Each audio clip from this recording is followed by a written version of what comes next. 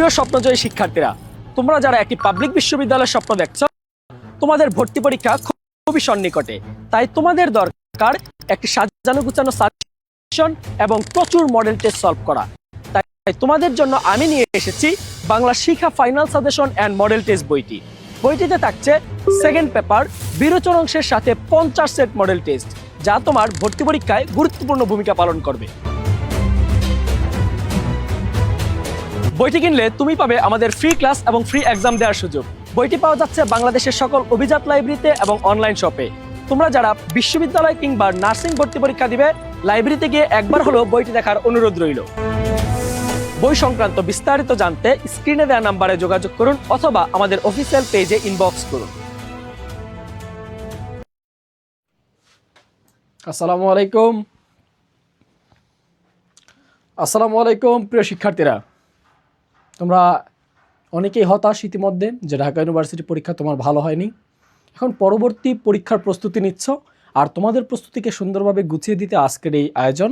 তো তোমরা যারা বাংলা এই ক্লাসটিতে যুক্ত হয়েছ, তোমরা আমি আশা করি তোমরা একটা গুছানো প্রস্তুতি নেওয়ার জন্যই যুক্ত হয়েছ।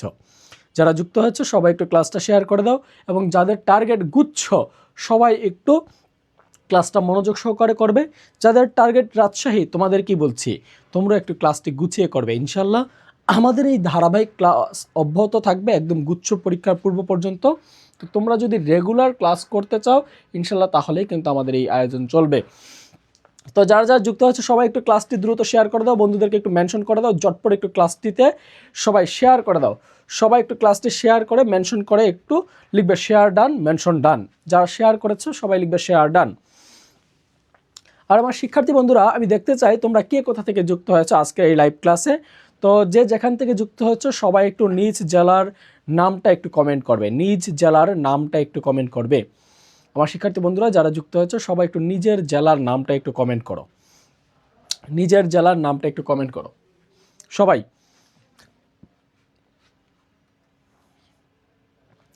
যারা যুক্ত হয়েছো সবাই একটু নিজ জেলার নামটা একটু কমেন্ট করো। ওকে, তো আমরা আজকে যে আলোচনাটি শুরু করব সেটা হচ্ছে আমাদের বাংলা বই থেকে। আমরা বাংলা যে ক্লাস যে টপিকসগুলো বারবার পরীক্ষায় প্রশ্ন আসে, ইভেন গুচ্ছের জন্য এবং রাজশাহী বিশ্ববিদ্যালয়ের জন্য গুরুত্বপূর্ণ, সেই সকল টপিকসগুলো নিয়ে গুরুত্বপূর্ণ প্রশ্ন যাচাই বাছাই করে আমরা তোমাদের জন্য কথা দিয়েছি যে টপ 500 কোশ্চেন আমরা সলভ করাবো। এই টপ 500 কোশ্চেন তুমি যদি ভালো করে সলভ করো, তুমি যদি সলভ করে পরীক্ষা দাও, আমি বিশ্বাস করি তোমার পাবলিক বিশ্ববিদ্যালয় নিশ্চিত হবে, তোমার একটি পাবলিক বিশ্ববিদ্যালয় নিশ্চিত হবে। তুমি যদি এখন থেকে যে ভাই আমি এতদিন সিরিয়াস ছিলাম না, আমি ঢাকা বিশ্ববিদ্যালয়ে পরীক্ষা দিছি, আমি জাস্ট ভাবছি যে একটা হয়ে যাবে, দিলেই হয়ে যাবে, তো আমার টার্গেট ভাই রাজশাহী বিশ্ববিদ্যালয়, আমার টার্গেট ভাই খুলনা বিশ্ববিদ্যালয়, আমার টার্গেট ভাই গুচ্ছ অধিভুক্ত একটা পাবলিক বিশ্ববিদ্যালয়, আমি জাস্ট একটা পাবলিক বিশ্ববিদ্যালয়ে চান্স পাইতে চাই। তো তোমার কথা আমি বলছি, তুমি যদি মনোযোগ সহকারে এখন থেকে এতদিন যা করছো এখন থেকেও যদি তুমি শুরু করো, ইনশাল্লাহ আমি কথা দিচ্ছি তোমার একটা পাবলিক বিশ্ববিদ্যালয় নিশ্চিত হয়ে যাবে। তো যারা যারা আমাদের সাথে যুক্ত হয়েছ সবাই একটু জটপট তোমার নেক্সট পছন্দের বিশ্ববিদ্যালয়ের নাম কমেন্ট করো। যদি তুমি রাজশাহী বিশ্ববিদ্যালয়ে চান্স পেতে চাও তুমি অফকোর্স RU লিখে কমেন্ট করো। যারা চট্টগ্রাম বিশ্ববিদ্যালয়ে চান্স পেতে চাও তোমরা CU লিখে কমেন্ট করো। যারা নেক্সট টার্গেট BUP-তে চান্স পেতে চাও BUP লিখে কমেন্ট করো। যারা গুচ্ছ অধিভুক্ত বিশ্ববিদ্যালয়ে চান্স পেতে চাও গুচ্ছ কিংবা GST লিখে কমেন্ট করো, GST লিখে কমেন্ট করো। সবাই একটু কমেন্ট করো, দেখি কে কোন বিশ্ববিদ্যালয়ে চান্স পেতে চাও। আমি আজকে একটা ধারণা দিব, সাজানো গুছানো একটা ধারণা দিব যে কোন বিশ্ববিদ্যালয়ের প্যাটার্ন কিভাবে হয়, কোন বিশ্ববিদ্যালয়ের কোশ্চেনগুলো কিভাবে হয়, এবং তোমাদের গুরুত্বপূর্ণ প্রশ্নগুলো নিয়ে আমি 500 প্রশ্ন সমাধান করাবো। 500 প্রশ্ন আমি ধারাবাহিকভাবে সমাধান করাবো, ধারাবাহিক ক্লাসে সমাধান করাবো। আমি বিশ্বাস করি তুমি যদি এটা করতে পারো, তোমার এই প্রশ্ন সমাধানের মাধ্যমে তুমি হুবহু কমন পাবে। ঠিক আছে, ওকে, আমরা একটু দেখি প্রথম প্রশ্নটা কি। সবাই একটু দেখো, বলছে কোন শব্দটি স্বভাবত মূর্ধন্য হয়। নি, দেখো একটু খেয়াল করো। আমি জাস্ট একটা জিনিস স্টুডেন্টদেরকে বারবার বলি, তুমি পরীক্ষা দিতে গেলে তুমি একটা জিনিস সবসময় মাথায় রাখবা, না, নি, নেই, এইগুলো কোথায় আছে। যেমন দেখো প্রশ্নটা বলছে নিচে দেখো কোন শব্দটি স্বভাবত মূর্ধন্য হয়নি, স্বভাবত মূর্ধন্য হয়নি, একটু খেয়াল করো। এখন দেখো তো এই প্রশ্নটা রাইট অ্যান্সার কি হবে। রাইট অ্যান্সার কী হবে? স্বভাবত মূর্ধন্য কি? স্বভাবত মূর্ধন্য কি একটু খেয়াল করো। এখন যদি এটা যদি হয়নি না বলে যদি এরকম বলে নিচের কোনটি স্বভাবত মূর্ধন্য, দেখো একটু বলো যে নিচের কোনটি স্বভাবত মূর্ধন্য, নিচের কোনটি স্বভাবত মূর্ধন্য হয়, নিচের কোনটি স্বভাবত মূর্ধন্য হয়, মূর্ধন্য হয় কোনটা, মূর্ধন্য হয় না কোনটা, একটু বলো তো দেখি। মনে করো প্রথম প্রশ্নটা আসছে নিচের কোন শব্দটি স্বভাবত মূর্ধন্য। এ জায়গায় স্বভাবত মনে রাখবে একটা জিনিস যে স্বভাবত মূর্ধন্য পরীক্ষা একদম হট টপিকস ভাই। যদি তুমি নত্যবিধান সত্যবিধান থেকে একটা প্রশ্ন কমন পাইতে চাও, নত্য সত্যবিধান, এখন তো তোমার আর ভাই ডিটেলস পড়ার সময় নাই, তোমাকে আমি পিক পয়েন্টগুলো বলে দেবো কোন জায়গা থেকে পড়লে তুমি চান্স পাবা, কোন টপিকসগুলো থেকে পড়লে তোমার পরীক্ষা কমন আসবে। আমি তোমাকে জাস্ট পিক পয়েন্টগুলো বলে দেবো, এইগুলো পড়বা, এগুলোই ভালোভাবে মুখস্থ করবা। তোমাকে আমি শিক্ষার্থী বন্ধু, তোমাকে আমি বলি একটা কথা বলি, তুমি দেখো মিলাই নাও, তুমি তো একটা পরীক্ষা দিছো, একবার তো ছেঁকা খাইছো, তোমার আমি বলি তোমার যদি নত্যবিধান সত্যবিধান পড়তে হয়, নত্যবিধান সত্যবিধান থেকে যদি তোমার পরীক্ষা প্রশ্ন আসে তাহলে কিভাবে আসবে জানো? স্বভাবত মূর্ধন্য কোনটি, এটা হচ্ছে তোমার হট, এটা আসবেই আসবেই, এটা আসবেই, মনে করো এটা এটা তোমার আসা ফরজ। স্বভাবত মূর্ধন্য, স্বভাবত মূর্ধন্য এটা আসবেই ভাই, স্বভাবত মূর্ধন্য মূর্ধন্য স। যদি নত্যবিধান সত্যবিধান থেকে পরীক্ষা প্রশ্ন আসে এই স্বভাবত মূর্ধন্য থেকে তোমার 70 থেকে 80% কোশ্চেন হয়, আর বাকি সব নিয়ম থেকে প্রশ্ন হয় ভাই। তাহলে স্বভাবত মূর্ধন্যগুলো কি কি?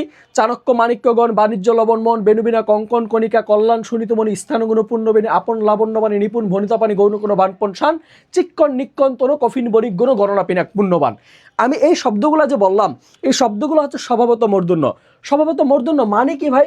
স্বভাবত মূর্ধন্য মানে হচ্ছে যেই শব্দগুলো কোনো নিয়ম মানে না, এই শব্দগুলো দেখলে এটা মূর্ধন্য হবে, দেখলে এটা মূর্ধন্য হবে, এইগুলো হচ্ছে স্বভাবত মূর্ধন্য। আমার কথা কি ক্লিয়ার? আমি তোমাকে আবার বলছি, স্বভাবত মূর্ধন্য মানেই হচ্ছে যেই শব্দগুলো কোনো নিয়ম মানে না, ব্যাকরণিক কোনো কিছু মানে না, এই শব্দটা হয়েছে তার মানে এই শব্দটার বানান হবে মূর্ধন্য, এই শব্দটার বানান কি হবে? মূর্ধন্য।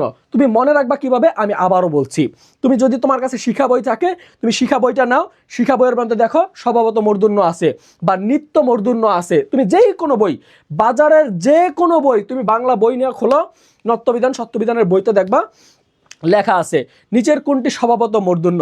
চাণক্য, মাণিক্যগণ, বাণিজ্য, লবণমন, বেনুবিনা, কঙ্কন, কণিকা, কল্যাণ, সুনীতমণি, স্থানগুণ, পূর্ণবেণী, আপন, লাবণ্যবাণী, নিপুণ, ভনিতাবাণী, গৌণকুণ, ভানপন, শান, চিক্কন, নিক্কন, তনু, কফিন, বণিক, গুণ, গণনা, পিনাক, পুণ্যবান।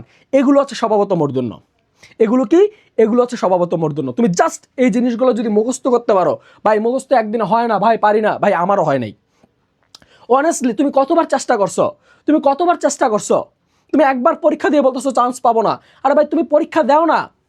আমি এই চাণক্য, মাণিক্যগণ, স্বভাবত মূর্ধন্য আমি শিখতে আমার সময় লাগছে 15 দিন। তোমার 15 দিন তুমি চেষ্টা করছো, কইরা তারপর বলো 15 দিন না। আমি কথা দিচ্ছি আমাদের সময় এত প্রযুক্তি ছিল না, তুমি যদি জাস্ট আমি যেভাবে বলছি এভাবে দেখো, অথবা তুমি যদি যে কোনো বই ধরো তুমি 5 দিন কন্টিনিউ সকাল বিকাল রাত 3 বার করে তুমি এটা পড়বা, জাস্ট 3 বার করে পড়বা, 2 লাইন করে মুখস্থ করবা। চাণক্য, মাণিক্যগণ, চাণক্য, মাণিক্যগণ, চাণক্য, মাণিক্যগণ, বাণিজ্য, লবণমন, বাণিজ্য, লবণমন, বাণিজ্য, জাস্ট এইভাবে পড়ো ভাই, লিখো পড়ো, হয়ে যাবে। নবম দশম শ্রেণী বাংলা ব্যাকরণ বইতে আছে ভাই, শ্রেণী বানানটা ভুল আছে শোনা ভাই, শ্রেণী বানানটা আমরা অনেক শিক্ষার্থী দেখো এভাবে শ্রেণী লিখি, এই বানানটা ভুল, এটা ভুল। দেখো আমরা আবার লিখি শ্রেণী এভাবে, এই বানানটাও ভুল, এই বানানটাও ভুল। এই বানানটা সঠিক বানান হবে বর্তমান সময়ে, সঠিক বানান হবে মূর্ধন্য, সঠিক বানান হবে মূর্ধন্য। ভাই ভুল করা সবার অধিকার আছে, কিন্তু ভাই বিশ্বাস কর পরীক্ষা হলে ভুল করিস না।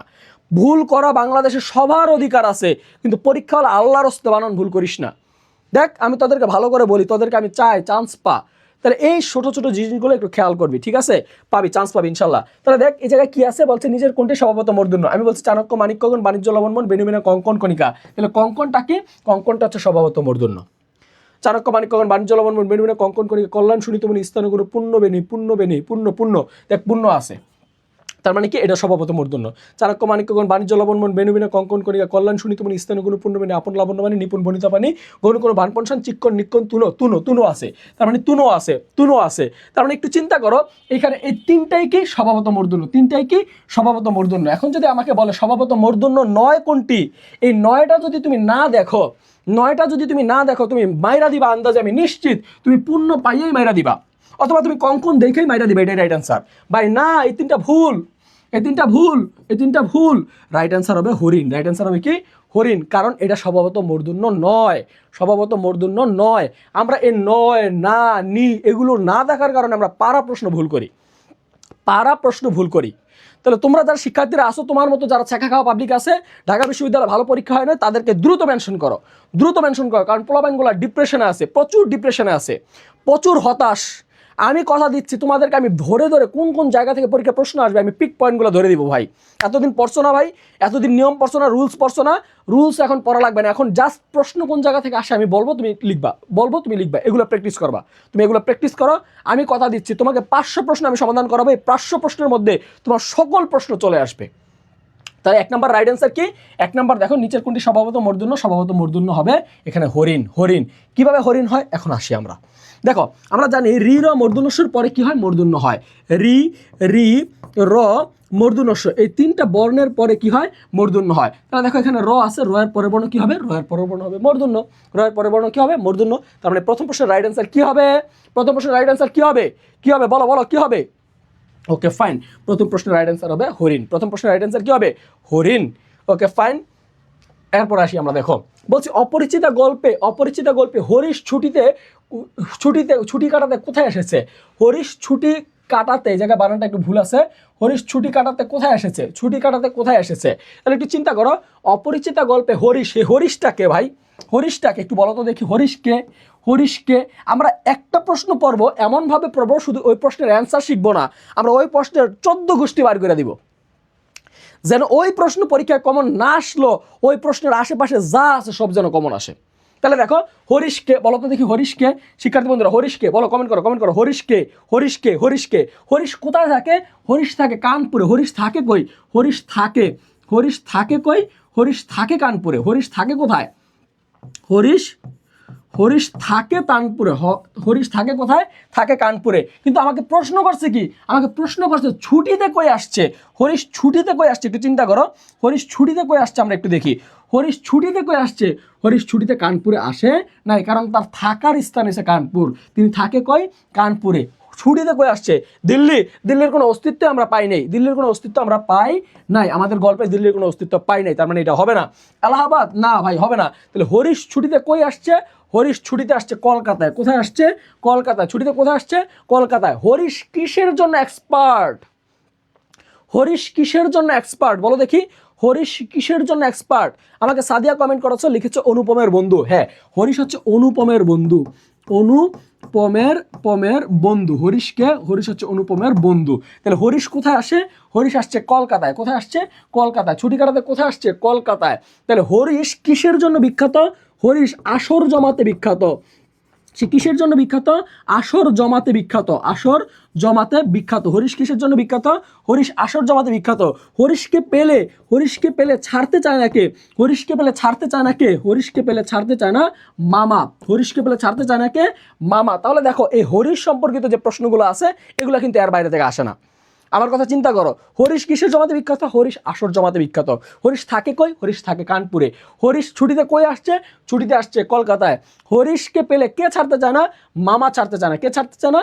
মামা ছাড়তে চায় না। তার মানে দেখো এখানে হরিশ রিলেটেড এর বাইরে প্রশ্ন হওয়ার কোনো সমস্যা নেই, আর কোনো সম্ভাবনা নাই। তাহলে হরিশ রিলেটেড প্রশ্ন যা আছে এখান থেকে আসবে। হরিশ আসর জমাতে অদ্বিতীয় মানে কি? তার কোনো বিকল্প নাই। অদ্বিতীয় মানিয়েছে, তার কোনো বিকল্প নাই। এখন আমাকে বলো রাজশাহী বিশ্ববিদ্যালয়ে কার কার পছন্দের বিশ্ববিদ্যালয়? রাজশাহী বিশ্ববিদ্যালয়। সবাই একটু কমেন্ট করো তো, কার কার বিশ্ববিদ্যালয় পছন্দের বিশ্ববিদ্যালয় হচ্ছে রাজশাহী বিশ্ববিদ্যালয়। যারা রাজশাহী বিশ্ববিদ্যালয় পছন্দ তারা আরিউ লিখে এরকম করে একটা লাভ রিয়েক্ট কমেন্ট করো তো দেখি। আরিউ লিখে একটা লাভ রিয়েক্ট কমেন্ট করো তো দেখি, কার কার রাজশাহী বিশ্ববিদ্যালয় পছন্দ? আরিউ লিখো, আরিউ লিখো, দেখি আমরা কার কার রাজশাহী বিশ্ববিদ্যালয় পছন্দ। এখানে রাজশাহী টার্গেট নিয়ে কে পড়তেছ ভাই? বিশ্বাস কর, খুব সুন্দর একটা বিশ্ববিদ্যালয়, পরিষ্কার পরিচ্ছন্ন, নিট অ্যান্ড ক্লিন বিশ্ববিদ্যালয়।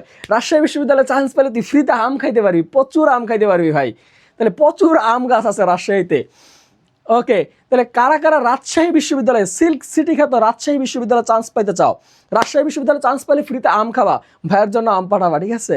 ওকে, তো একটা দেখো আমরা শুদ্ধ বানান কোনটি, এখানে বলছে শুদ্ধ বানান কোনটি। সবাই একটু দেখো শুদ্ধ বানান কোনটি আছে। মুমূর্ষ, মুমূর্ষ, মুমূর্ষ, মুমূর্ষ, জাতীয় প্রশ্ন। এগুলা ভুল করা মানে তুমি তোমার নিজের পায়ে কুড়াল মাইরা আসছো। তুমি এই প্রশ্ন ভুল করলে তুমি নিজের পায়ে নিজে কুড়াল মাইরা আসছো। কারণ এই ধরনের প্রশ্ন যখন পরীক্ষায় আসবে, আমি লিখা দিচ্ছি 98% শিক্ষার্থী এটা রাইট অ্যান্সার দিয়ে আসতে পারবে। 98% শিক্ষার্থী এই প্রশ্নটার উত্তর জানে। তার মানে এই প্রশ্নগুলোর উত্তর কি হয়? এই প্রশ্নগুলোর উত্তর যদি না জানো তাহলে তুমি বোকার রাজ্যে বসবাস করো। এই প্রশ্নগুলোর উত্তর যদি তুমি এখনো না জানো, তুমি বোকার রাজ্যে বসবাস করো। কারণ ভাই না জানতেই পারি, ভাই আমি জানি না তো কি হয়েছে, যাই না নিমু, জানার জন্যই তো আমি আছি ভাই। আমি জানি অনেক সহজ প্রশ্ন অনেক শিক্ষার্থী আমরা পারি না, অনেক সহজ প্রশ্ন আমরা অনেক শিক্ষার্থী উত্তর করতে পারি না, আমরা ভুল করে যাই।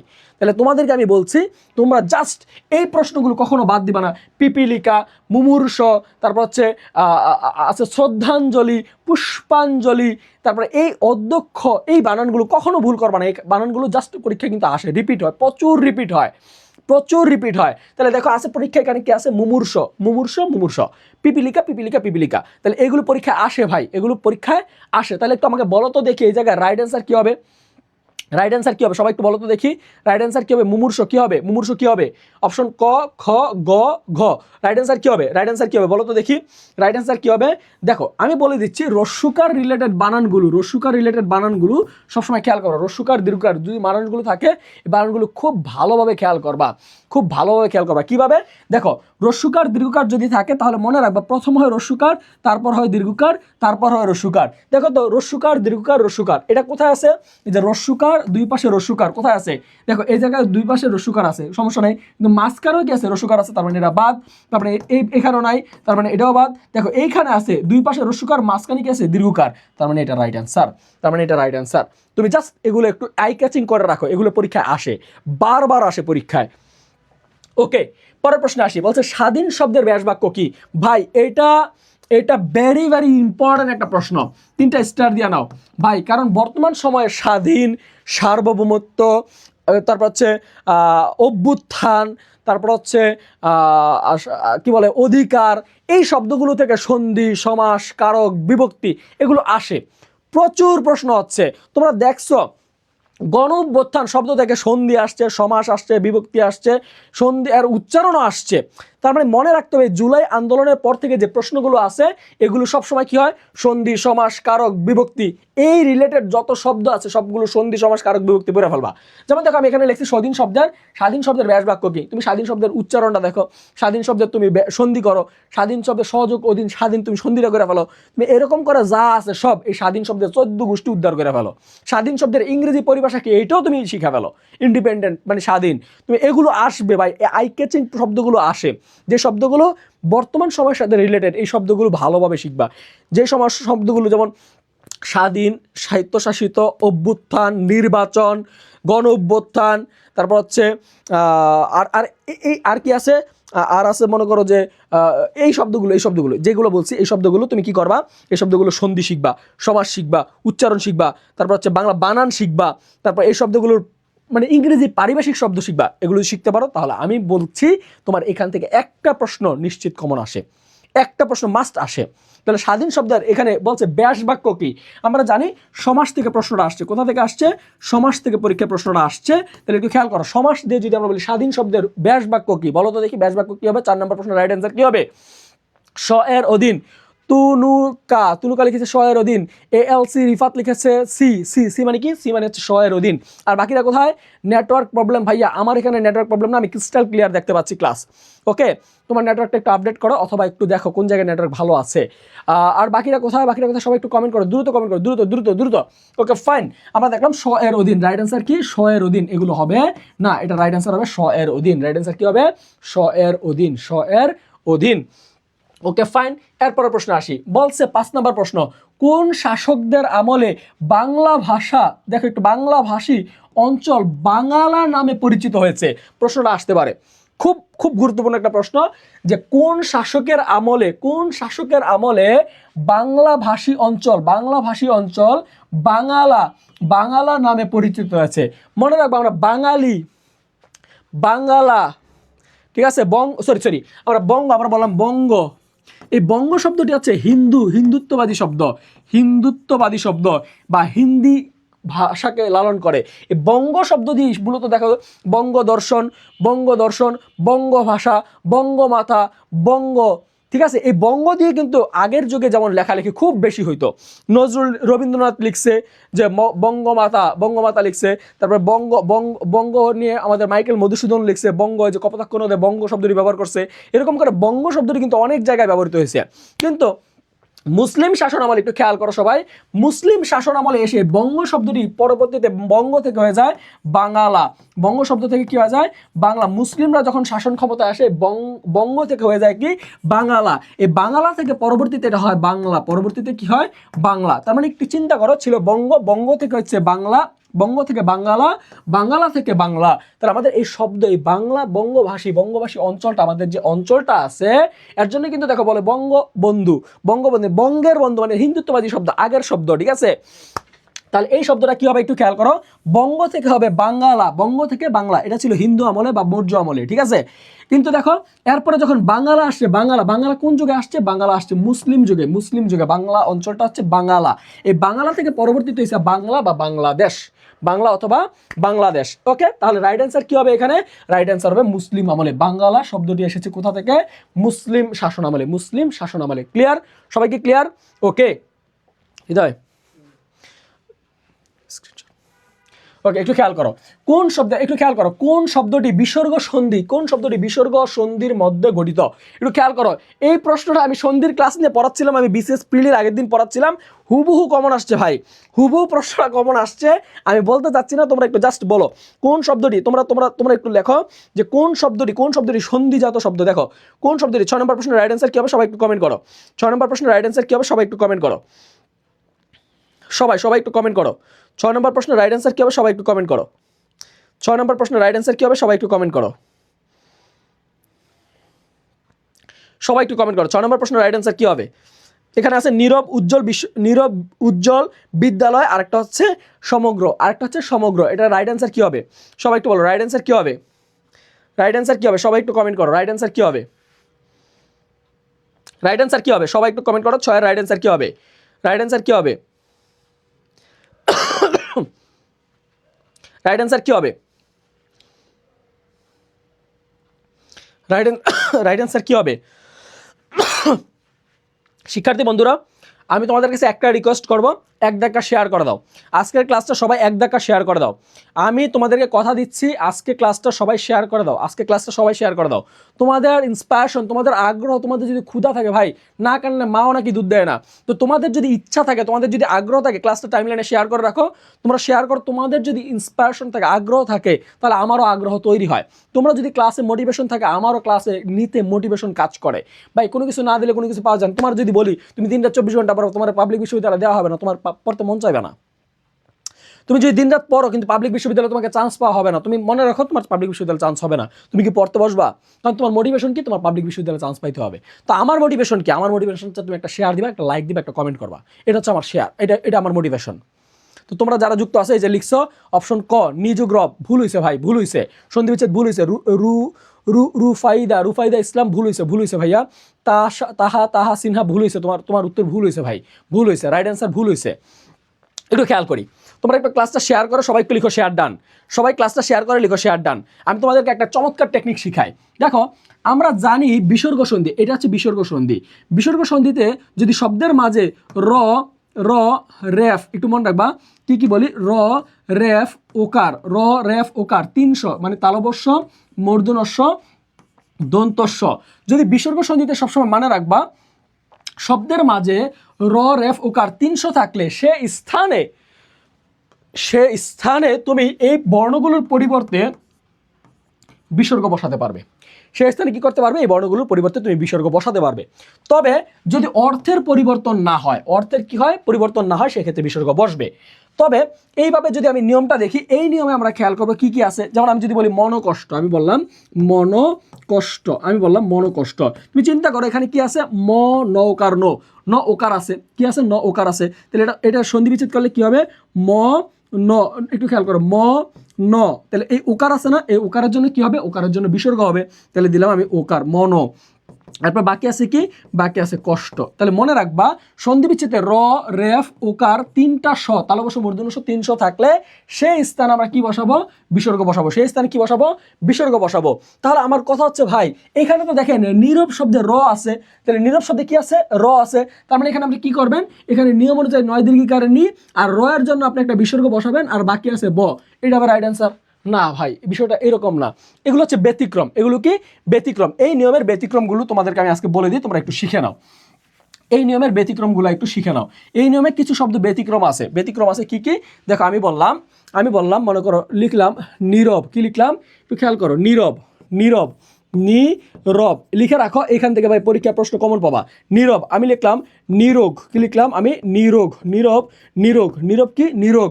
আমি লিখলাম নিরক্ত, কি লিখলাম নিরক্ত, তার শরীরে কোনো রক্তও নাই, নিরক্ত, তাই তার শরীরে কোনো রসকস নাই, তার মানে কি সে নিরস, সে কি নিরস। তাহলে নীরব, নিরোগ, নিরক্ত, নিরস, তাই তিনি ডাক্তার নিরন্দ্রের কাছে, ডাক্তার কার কাছে, ডাক্তার নিরন্দ্র, তাহলে নিরন্দ্র ডাক্তার নিরন্দ্রের কাছে তিনি কেন গেছেন, তিনি গেছেন চক্ষু রোগের চিকিৎসার জন্য।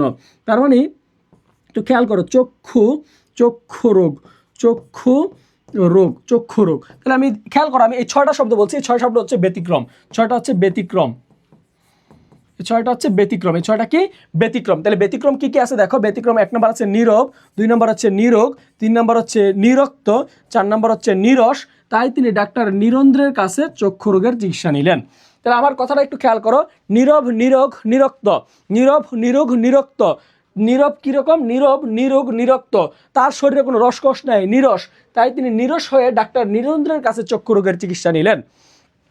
একটু খেয়াল করো, নীরব, নিরোগ, নিরক্ত, তাই তিনি নিরস হয়ে ডাক্তার নিরন্দ্রের কাছে চক্ষু রোগের চিকিৎসা নিলেন। এই 6টা হচ্ছে ব্যতিক্রম।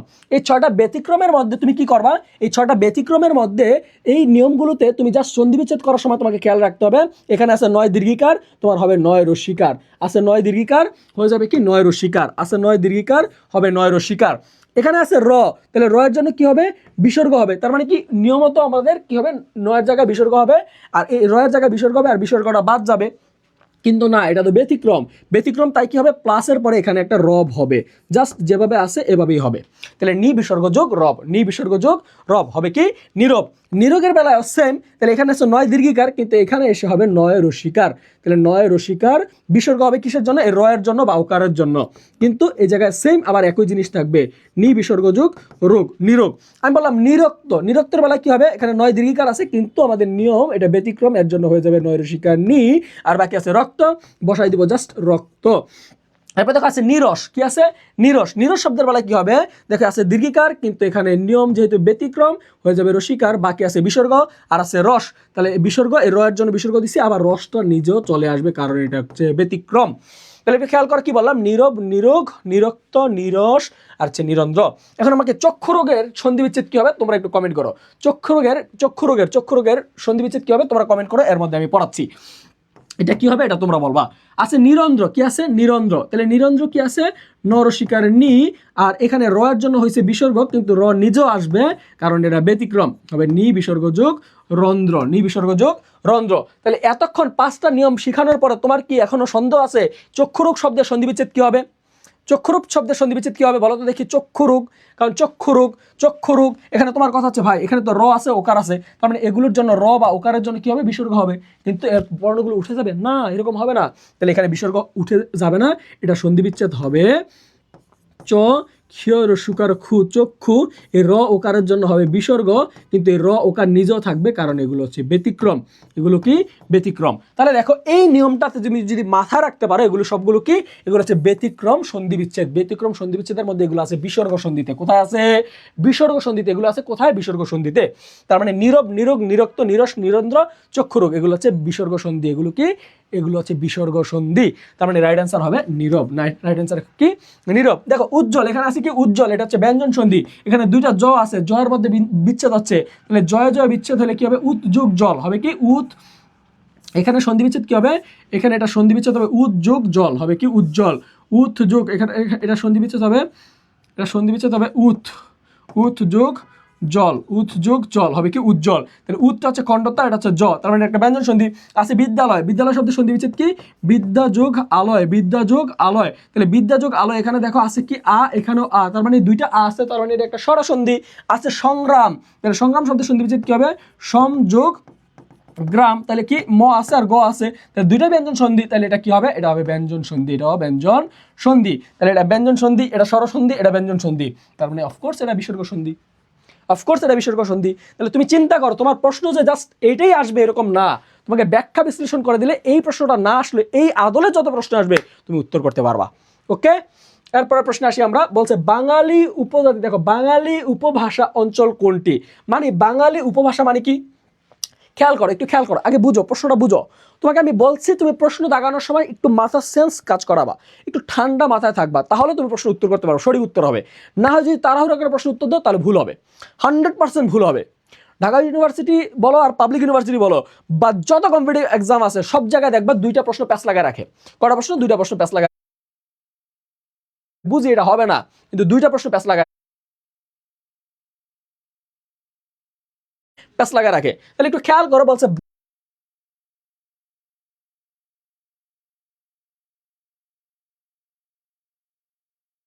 বাঙালি উপভাষা অঞ্চল কোনটি, তার মানে কি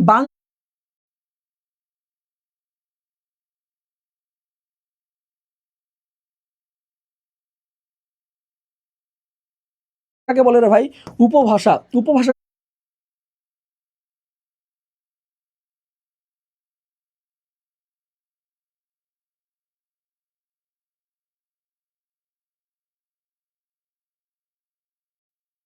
ভাষা কাকে বলে? উপভাষা কাকে বলে?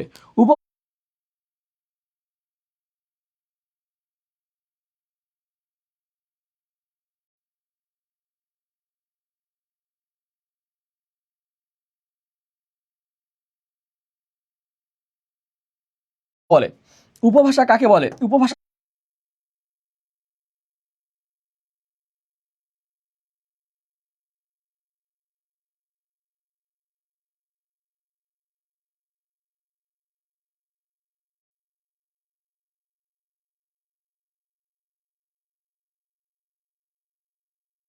ভাষা কাকে বলে?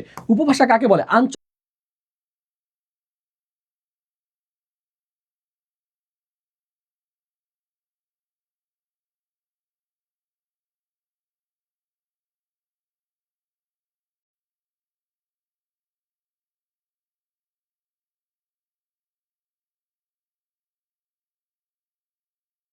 আঞ্চলিক ভাষা, আঞ্চলিক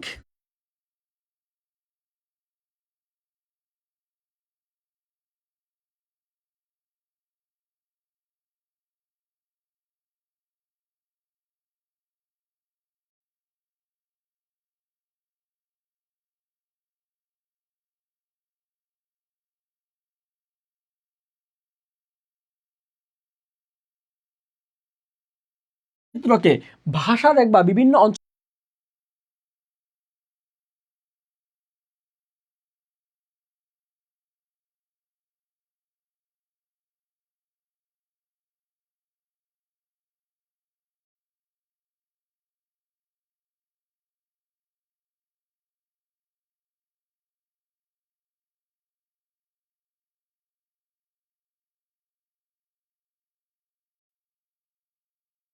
অঞ্চলের মানুষ বিভিন্ন ভাষায় কথা বলে। তা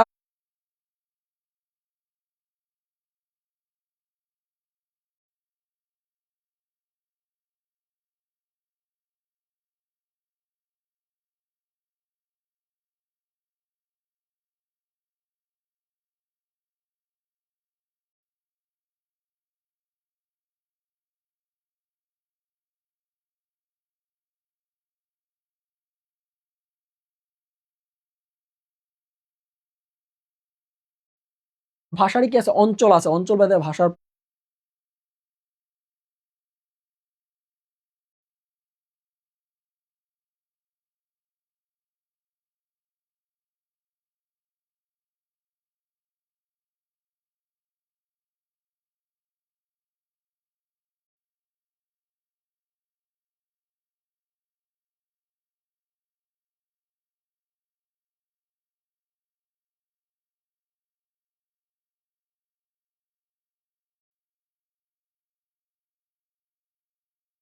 কি আছে, এরকম পার্থক্য আছে, মনে রাখবে।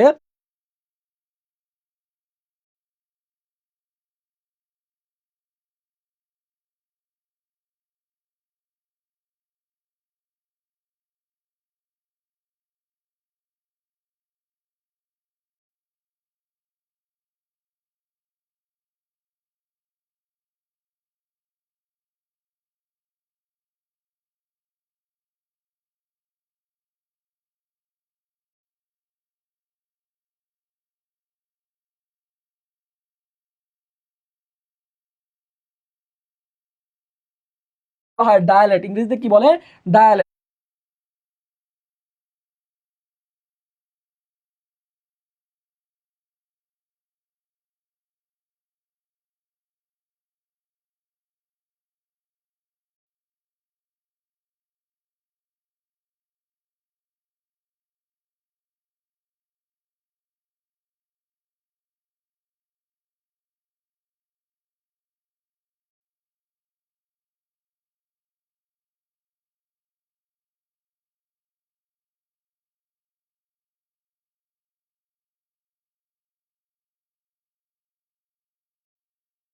বাঙালি মানে হচ্ছে বাংলা অঞ্চল।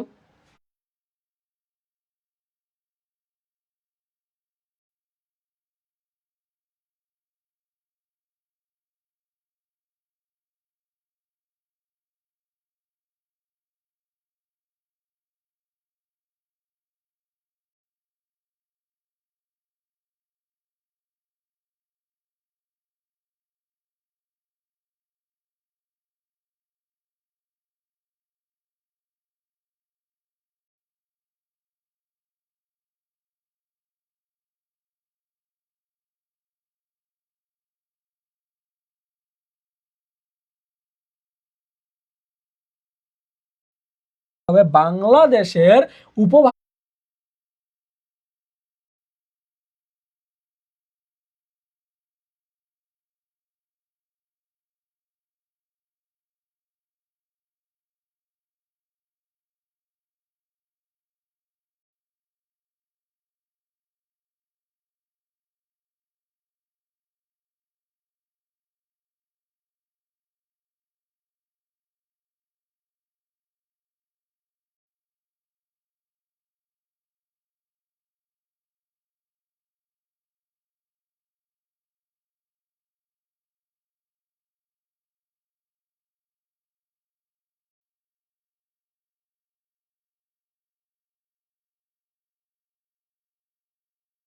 ত্রিপুরা, পুরুলিয়া,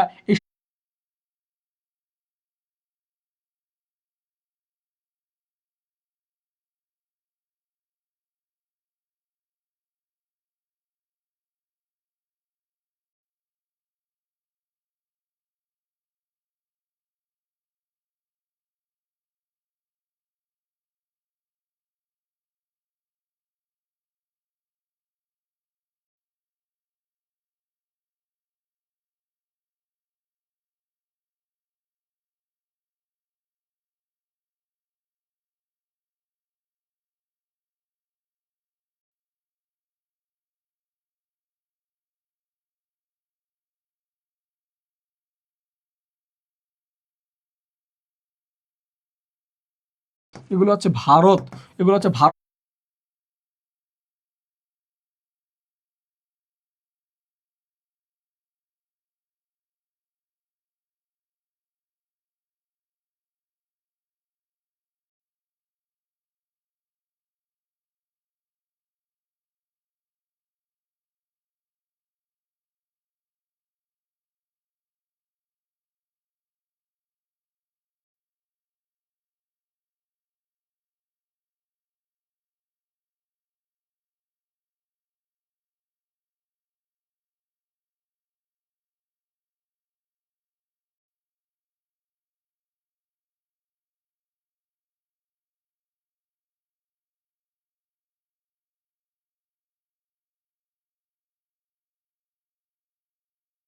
তার মধ্যে একটাই আছে বরিশালের অঞ্চল, বরিশাল।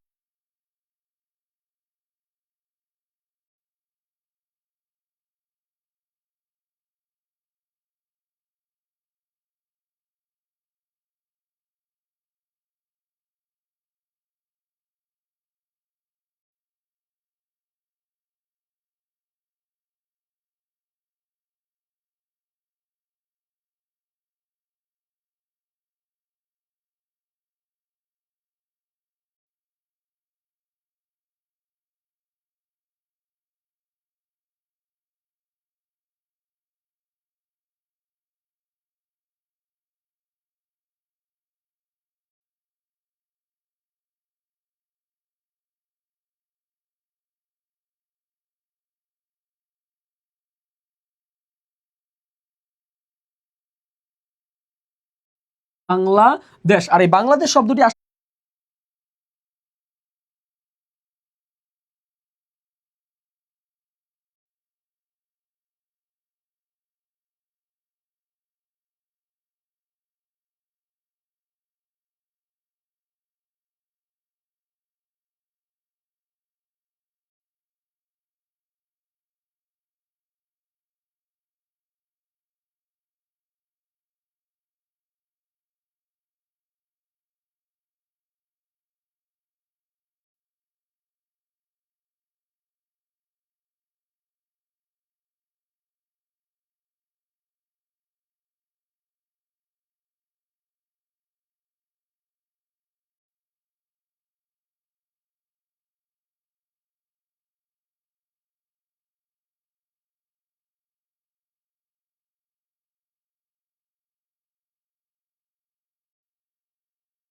থেকে, বাংলা থেকে। তার মানে একটু খেয়াল করো,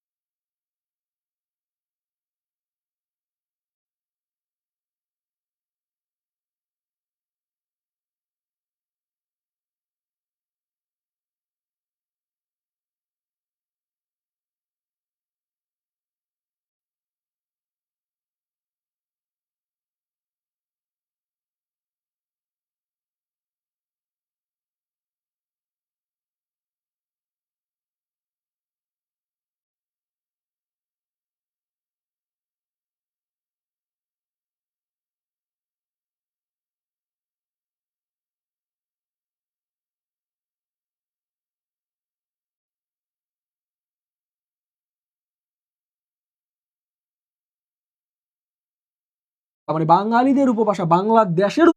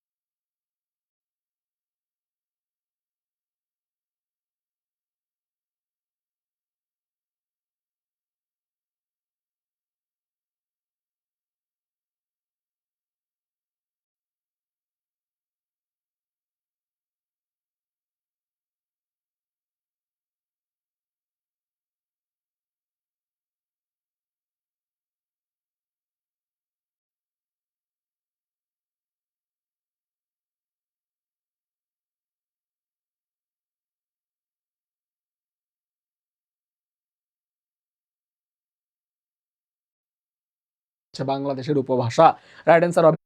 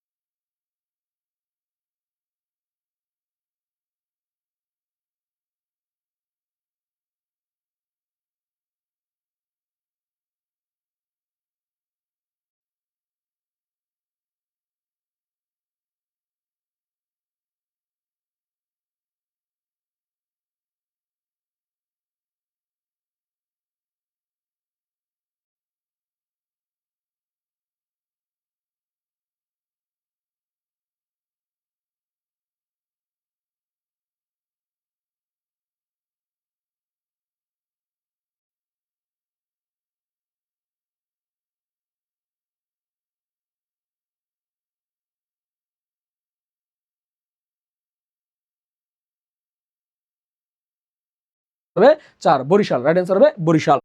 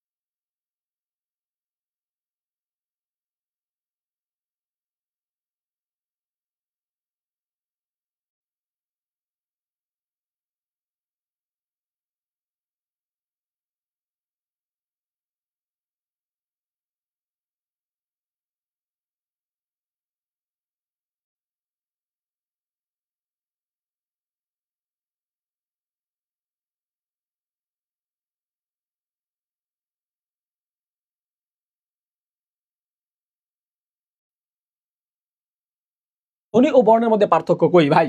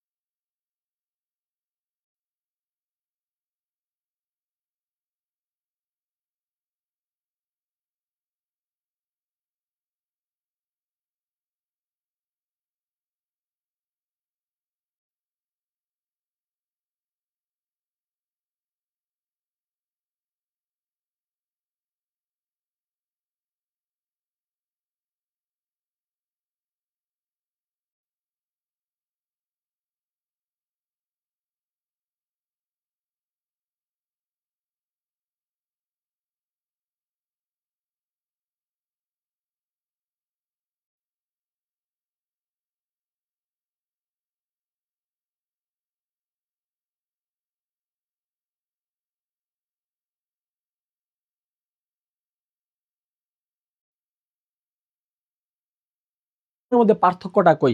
4টা অপশন দেয়া আছে।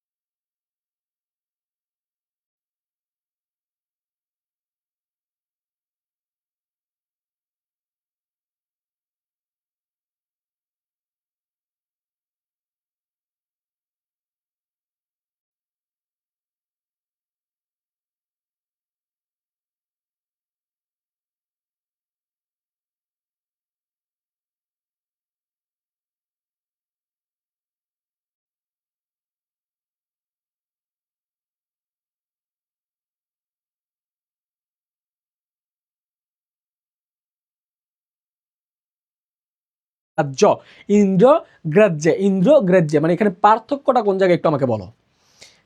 লেখার ধরন পার্থক্য, উচ্চারণের ধরনের পার্থক্য, সংখ্যাগত পরিমাণে পার্থক্য, নাকি ইন্দ্রিয় গ্রাহ্যে পার্থক্য? রাইট অ্যান্সার কি হবে? একটু বুদ্ধি খাটাও, বুদ্ধি খাটাও। আমি জাস্ট বলছি বুদ্ধি খাটাও। তাহলে ধ্বনি ও বর্ণের মধ্যে পার্থক্য কি? রাইট অ্যান্সার কমেন্ট করো।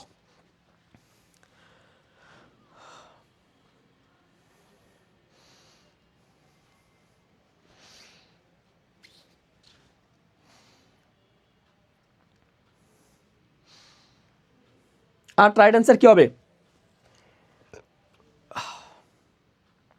আর রাইট অ্যান্সার কি হবে? আর রাইট অ্যান্সার কি হবে? আর রাইট অ্যান্সার কি হবে বলো? আর রাইট অ্যান্সার কি হবে? আটের রাইট অ্যান্সার কি হবে? আচ্ছা, আমরা একটা একটা করে প্রশ্ন বিশ্লেষণ করি। বসে লেখার ধরন, লেখার ধরন।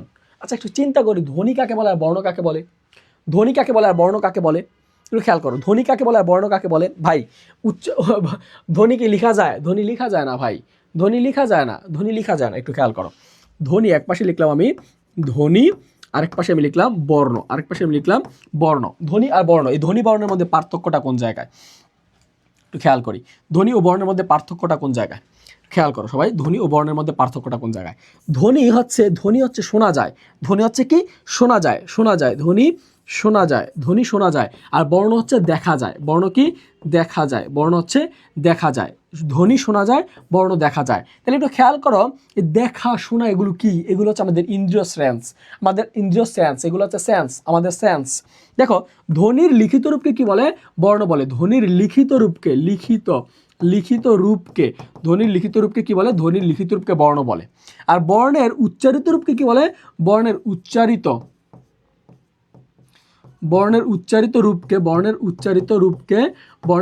রূপকে কি বলে? বর্ণের উচ্চারিত রূপকে ধ্বনি বলে ভাই। বর্ণের উচ্চারিত রূপকে কি বলে? ধ্বনি বলে। আর এই ধ্বনির লিখিত রূপকে বর্ণ বলে। ধ্বনি শোনা যায়, ধ্বনি শোনা যায়, বর্ণ লেখা যায়, ধ্বনি শোনা যায়, বর্ণ লেখা যায়। তাহলে দেখা শোনা এগুলো কি? দেখা শোনা এগুলো হচ্ছে আমাদের ইন্দ্রিয় সেন্স, আমাদের সেন্স, ইন্দ্রিয় সেন্স। সেন্স। তাহলে এটা কি দেখো লেখার ধরন, না ভাই লেখার ধরন কিভাবে হয়, ধ্বনি তো লেখা যায় না, ধ্বনি শোনা যায়, কানে শোনা যায়, কানে শোনা ব্যাগ একটা চিৎকার দিলাম এটা শোনা গেছে, এটা ধ্বনি, এটা হচ্ছে সাউন্ড। ধ্বনির ইংরেজি কি, ধ্বনির ইংরেজি হচ্ছে সাউন্ড। তার মানে আমি চিৎকার দিলে এটা সাউন্ড হয়, শোনা যায়, কানে লাগে, এটা হচ্ছে শোনা যায়। বলছে উচ্চারণগত বিশিষ্টতা, ভাই বর্ণ উচ্চারণ করা যায়, বর্ণ হচ্ছে লেখার ফর্ম, দেখার জিনিস, ধ্বনি উচ্চারণ করা যায়, এগুলোর মধ্যে কোনো পার্থক্য হয় না। সংখ্যাগত, ভাই সংখ্যার কি আছে এখানে, কিছুই নাই, এখানে আছে কি ইন্দ্রিয় সেন্স, আমাদের কমন সেন্স, আমরা এগুলো দেখতেছি, এগুলো সবগুলো বর্ণ, এগুলো সবগুলো কি বর্ণ, কিন্তু আমি যখন কথা বলতেছি এগুলো কি, এগুলো হচ্ছে সাউন্ড, এগুলো হচ্ছে সাউন্ড। তার মানে ধ্বনি আর বর্ণের মধ্যে পার্থক্য হচ্ছে, এখানে পার্থক্য যদি আমরা খুঁজতে যাই তাহলে আমাদের ইন্দ্রিয়গ্রাহ্যে পার্থক্য। ওকে, এরপর একটু আসি, বলছে যে কোন শব্দে দ্বিস্বর ধ্বনি রয়েছে, কোন শব্দে দ্বিস্বর ধ্বনি রয়েছে, কোন শব্দে হৃদয় একটু ক্লাসটা দেখো তো, কোন শব্দে দ্বিস্বর ধ্বনি রয়েছে, কোন শব্দে দ্বিস্বর ধ্বনি রয়েছে, কোন শব্দে দ্বিস্বর ধ্বনি রয়েছে, সবাই একটু খেয়াল করো, কোন শব্দে দ্বিস্বর ধ্বনি রয়েছে, কোন শব্দে দ্বিস্বর ধ্বনি রয়েছে, কোন শব্দে দ্বিস্বর ধ্বনি রয়েছে, কোন শব্দে দ্বিস্বর ধ্বনি রয়েছে, কোন শব্দে দ্বিস্বর ধ্বনি রয়েছে, সবাই একটু বলো, কমেন্ট করো, কোন শব্দে দ্বিস্বর ধ্বনি রয়েছে, কোন শব্দে দ্বিস্বর ধ্বনি রয়েছে, দেখো কোন শব্দে দ্বিস্বর ধ্বনি রয়েছে, সবাই একটু বলো, কোন শব্দে দ্বিস্বর ধ্বনি রয়েছে, কোন শব্দে দ্বিস্বর ধ্বনি রয়েছে, কোন শব্দে দ্বিস্বর ধ্বনি রয়েছে, সবাই একটু কমেন্ট করো। ক্লাস আটকায় যাচ্ছে, একটু অ্যাডজাস্ট করো, আটকায় যাচ্ছে। কোন শব্দে দ্বিস্বর ধ্বনি রয়েছে, কোন শব্দে দ্বিস্বর ধ্বনি রয়েছে, কোন শব্দে দ্বিস্বর ধ্বনি রয়েছে,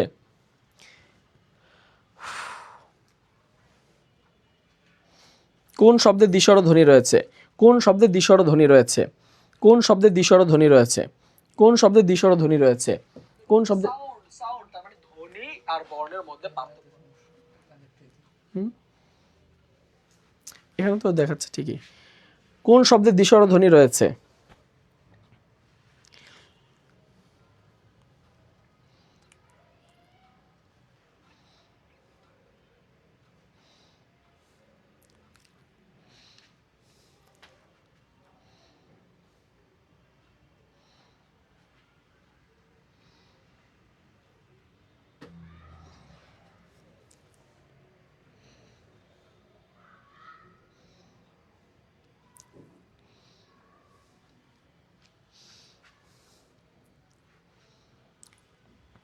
দেখো শব্দের শেষে রস্যি রস এ অন্তস্থি, এগুলো কি, এগুলো দ্বিস্বর ধ্বনি, মনে হচ্ছে আপনি শুধু ঠিক আছে বাকি সবাই আটকে যাচ্ছে।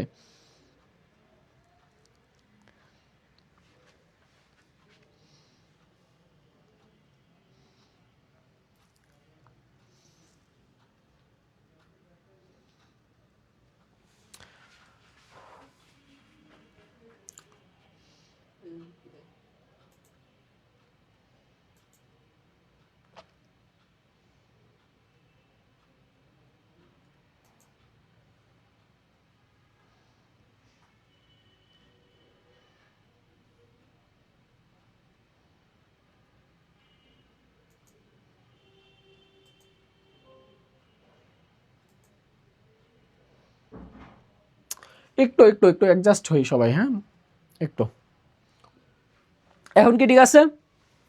ওকে, আমরা দেখো এখানে আছে তিসি, এখানে তিসি এটা হবে না, মালি এটা হবে না, এখানে মে আছে এটা হবে না, রাইট অ্যান্সার হবে লাউ, রাইট অ্যান্সার হবে লাউ, রাইট অ্যান্সার হবে লাউ, কারণ এটা দ্বিস্বর ধ্বনি, এটা কি দ্বিস্বর ধ্বনি। আচ্ছা ট্রান্সপারেন্সি শব্দের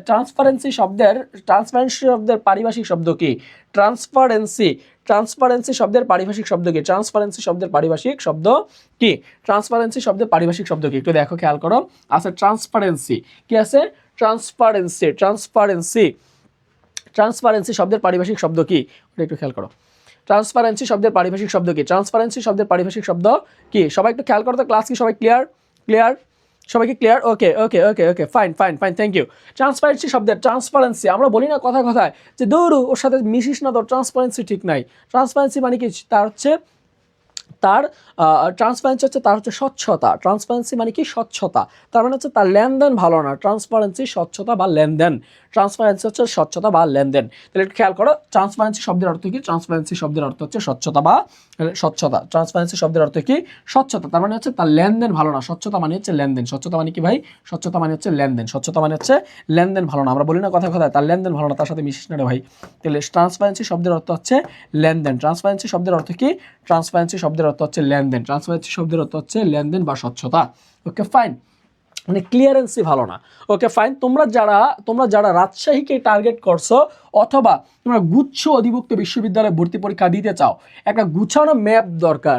গুছানো ম্যাপের মধ্যে তোমরা পরীক্ষা দিতে চাও, গুছানো ম্যাপের মধ্যে তোমরা পরীক্ষা দিতে চাও, তোমাদেরকে আমি বলি তোমাদের জন্য আমাদের গুচ্ছ কম্বো ব্যাচ এই মুহূর্তে চালু আছে, যেখানে তুমি বাংলা, ইংরেজি এবং সাধারণ জ্ঞান বিষয়ে তুমি ক্লাস করতে পারবে এবং পরীক্ষা দিতে পারবে। প্রত্যেকটা বিষয়ে আমরা 15টা লাইভ ক্লাস, প্রত্যেকটা বিষয়ে আমরা 15টি লাইভ ক্লাস এবং 5টি আমরা ম্যারাথন ক্লাস নিব। জিকের জন্য আমরা 15টি লাইভ, জিকের জন্য আমাদের একটু বেশি, জিকের জন্য আমাদের 20টি লাইভ ক্লাস, তার সাথে 10টি ম্যারাথন ক্লাস থাকবে। ওকে, বাংলার জন্য একইভাবে তোমাদের বাংলার জন্য তোমাদের 15টি লাইভ ক্লাস, সাথে 5টি ম্যারাথন ক্লাস। মোটামুটি বলা যায় যে আমরা প্রায় আমাদের প্রায় 75টি লাইভ ক্লাস এবং তোমরা এই প্রত্যেকটা ক্লাস শেষে তোমরা এক্সাম দিতে পারবে। প্রত্যেকটা ক্লাস শেষে তোমরা ক্লাস শেষে এক্সাম দিতে পারবে। আমরা যে টপিক্সে পড়াচ্ছি সেই টপিক্স বেস আমরা ক্লাস নেব। এখন কথা হচ্ছে ভাই, আমি কোচিং সেন্টারে বুজুং করছি, আমি ভাবছি যে একটা বিশ্ববিদ্যালয় আমার হয়ে যাবে, কিন্তু আমি ঢাকা বিশ্ববিদ্যালয়ে পরীক্ষা দিয়ে আমি বুঝছি যে ভাই বিশ্ববিদ্যালয় এত সহজ না। কিন্তু কোচিং সেন্টারে যে পড়াইছে, আমি তো ক্লাস নিছি, তাই না? আমি তো চিনি তোমাদেরকে পার্সোনালি, অনেককে চিনি, অনেকে আমাকে ইন্ডিভিজুয়াল স্টুডেন্ট, আমার সামনাসামনি স্টুডেন্ট। এখানে অনেক শিক্ষার্থী আছে যারা আমার ইউসিসিতে ক্লাস করছে বা বিভিন্ন কোচিং সেন্টারে আমার স্টুডেন্ট ছিল।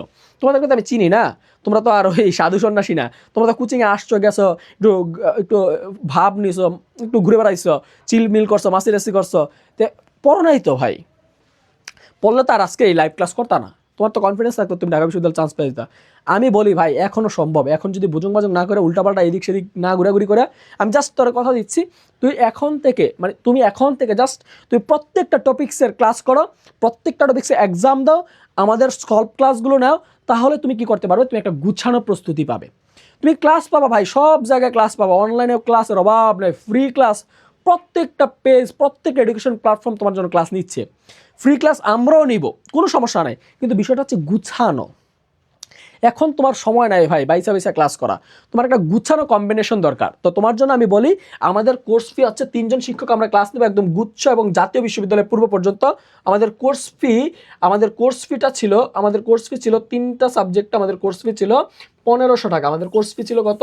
কোর্স ফি ছিল 1500 টাকা। কোর্স ফি ছিল আমাদের 1500 টাকা, একটু খেয়াল করো, কোর্স ফি ছিল আমাদের 1500 টাকা। কোর্স ফি কত? 1500 টাকা। 1500 টাকা কোর্স ফি। কিন্তু আমাদের 20 তারিখ পর্যন্ত আমরা ভর্তি নিব, জাস্ট 20 তারিখ পর্যন্ত, 20 তারিখের পর আমরা ভর্তি নিব না। আমাদের 20 তারিখ পর্যন্ত হচ্ছে আমাদের ডেডলাইন, 20 তারিখ পর্যন্ত আমরা ভর্তি নিব। আমাদের সাথে অলরেডি আমাদের শতাধিক শিক্ষার্থী আমাদের ভর্তি আছে। তো তোমরা যারা ভর্তি হবা 20 তারিখ পর্যন্ত তোমরা ভর্তি হতে পারবা। 20 তারিখের থেকে আমাদের এই পেড ব্যাচের প্রত্যেকটা টপিক্স, সন্ধি, সমাস, কারক, বিভক্তি, প্রত্যয় পারি না ভাই, ক্লাসে মনোযোগ দিছি, বুঝি নাই, কোন স্যার ক্লাসে ভোজন পড়াইছে কিচ্ছু বুঝি নাই ভাই, 5টা ক্লাসের মধ্যে একটা ক্লাস বুঝছি আরেকটা বুঝি নাই। আমি বলছি প্রত্যেকটা টপিক বেস তোমার ক্লাস হবে, প্রত্যেকটা বিষয় তোমাকে গুছাই দেওয়া হবে।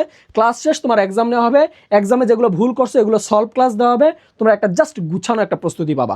আমাদের কোর্স ফি 1500 টাকা।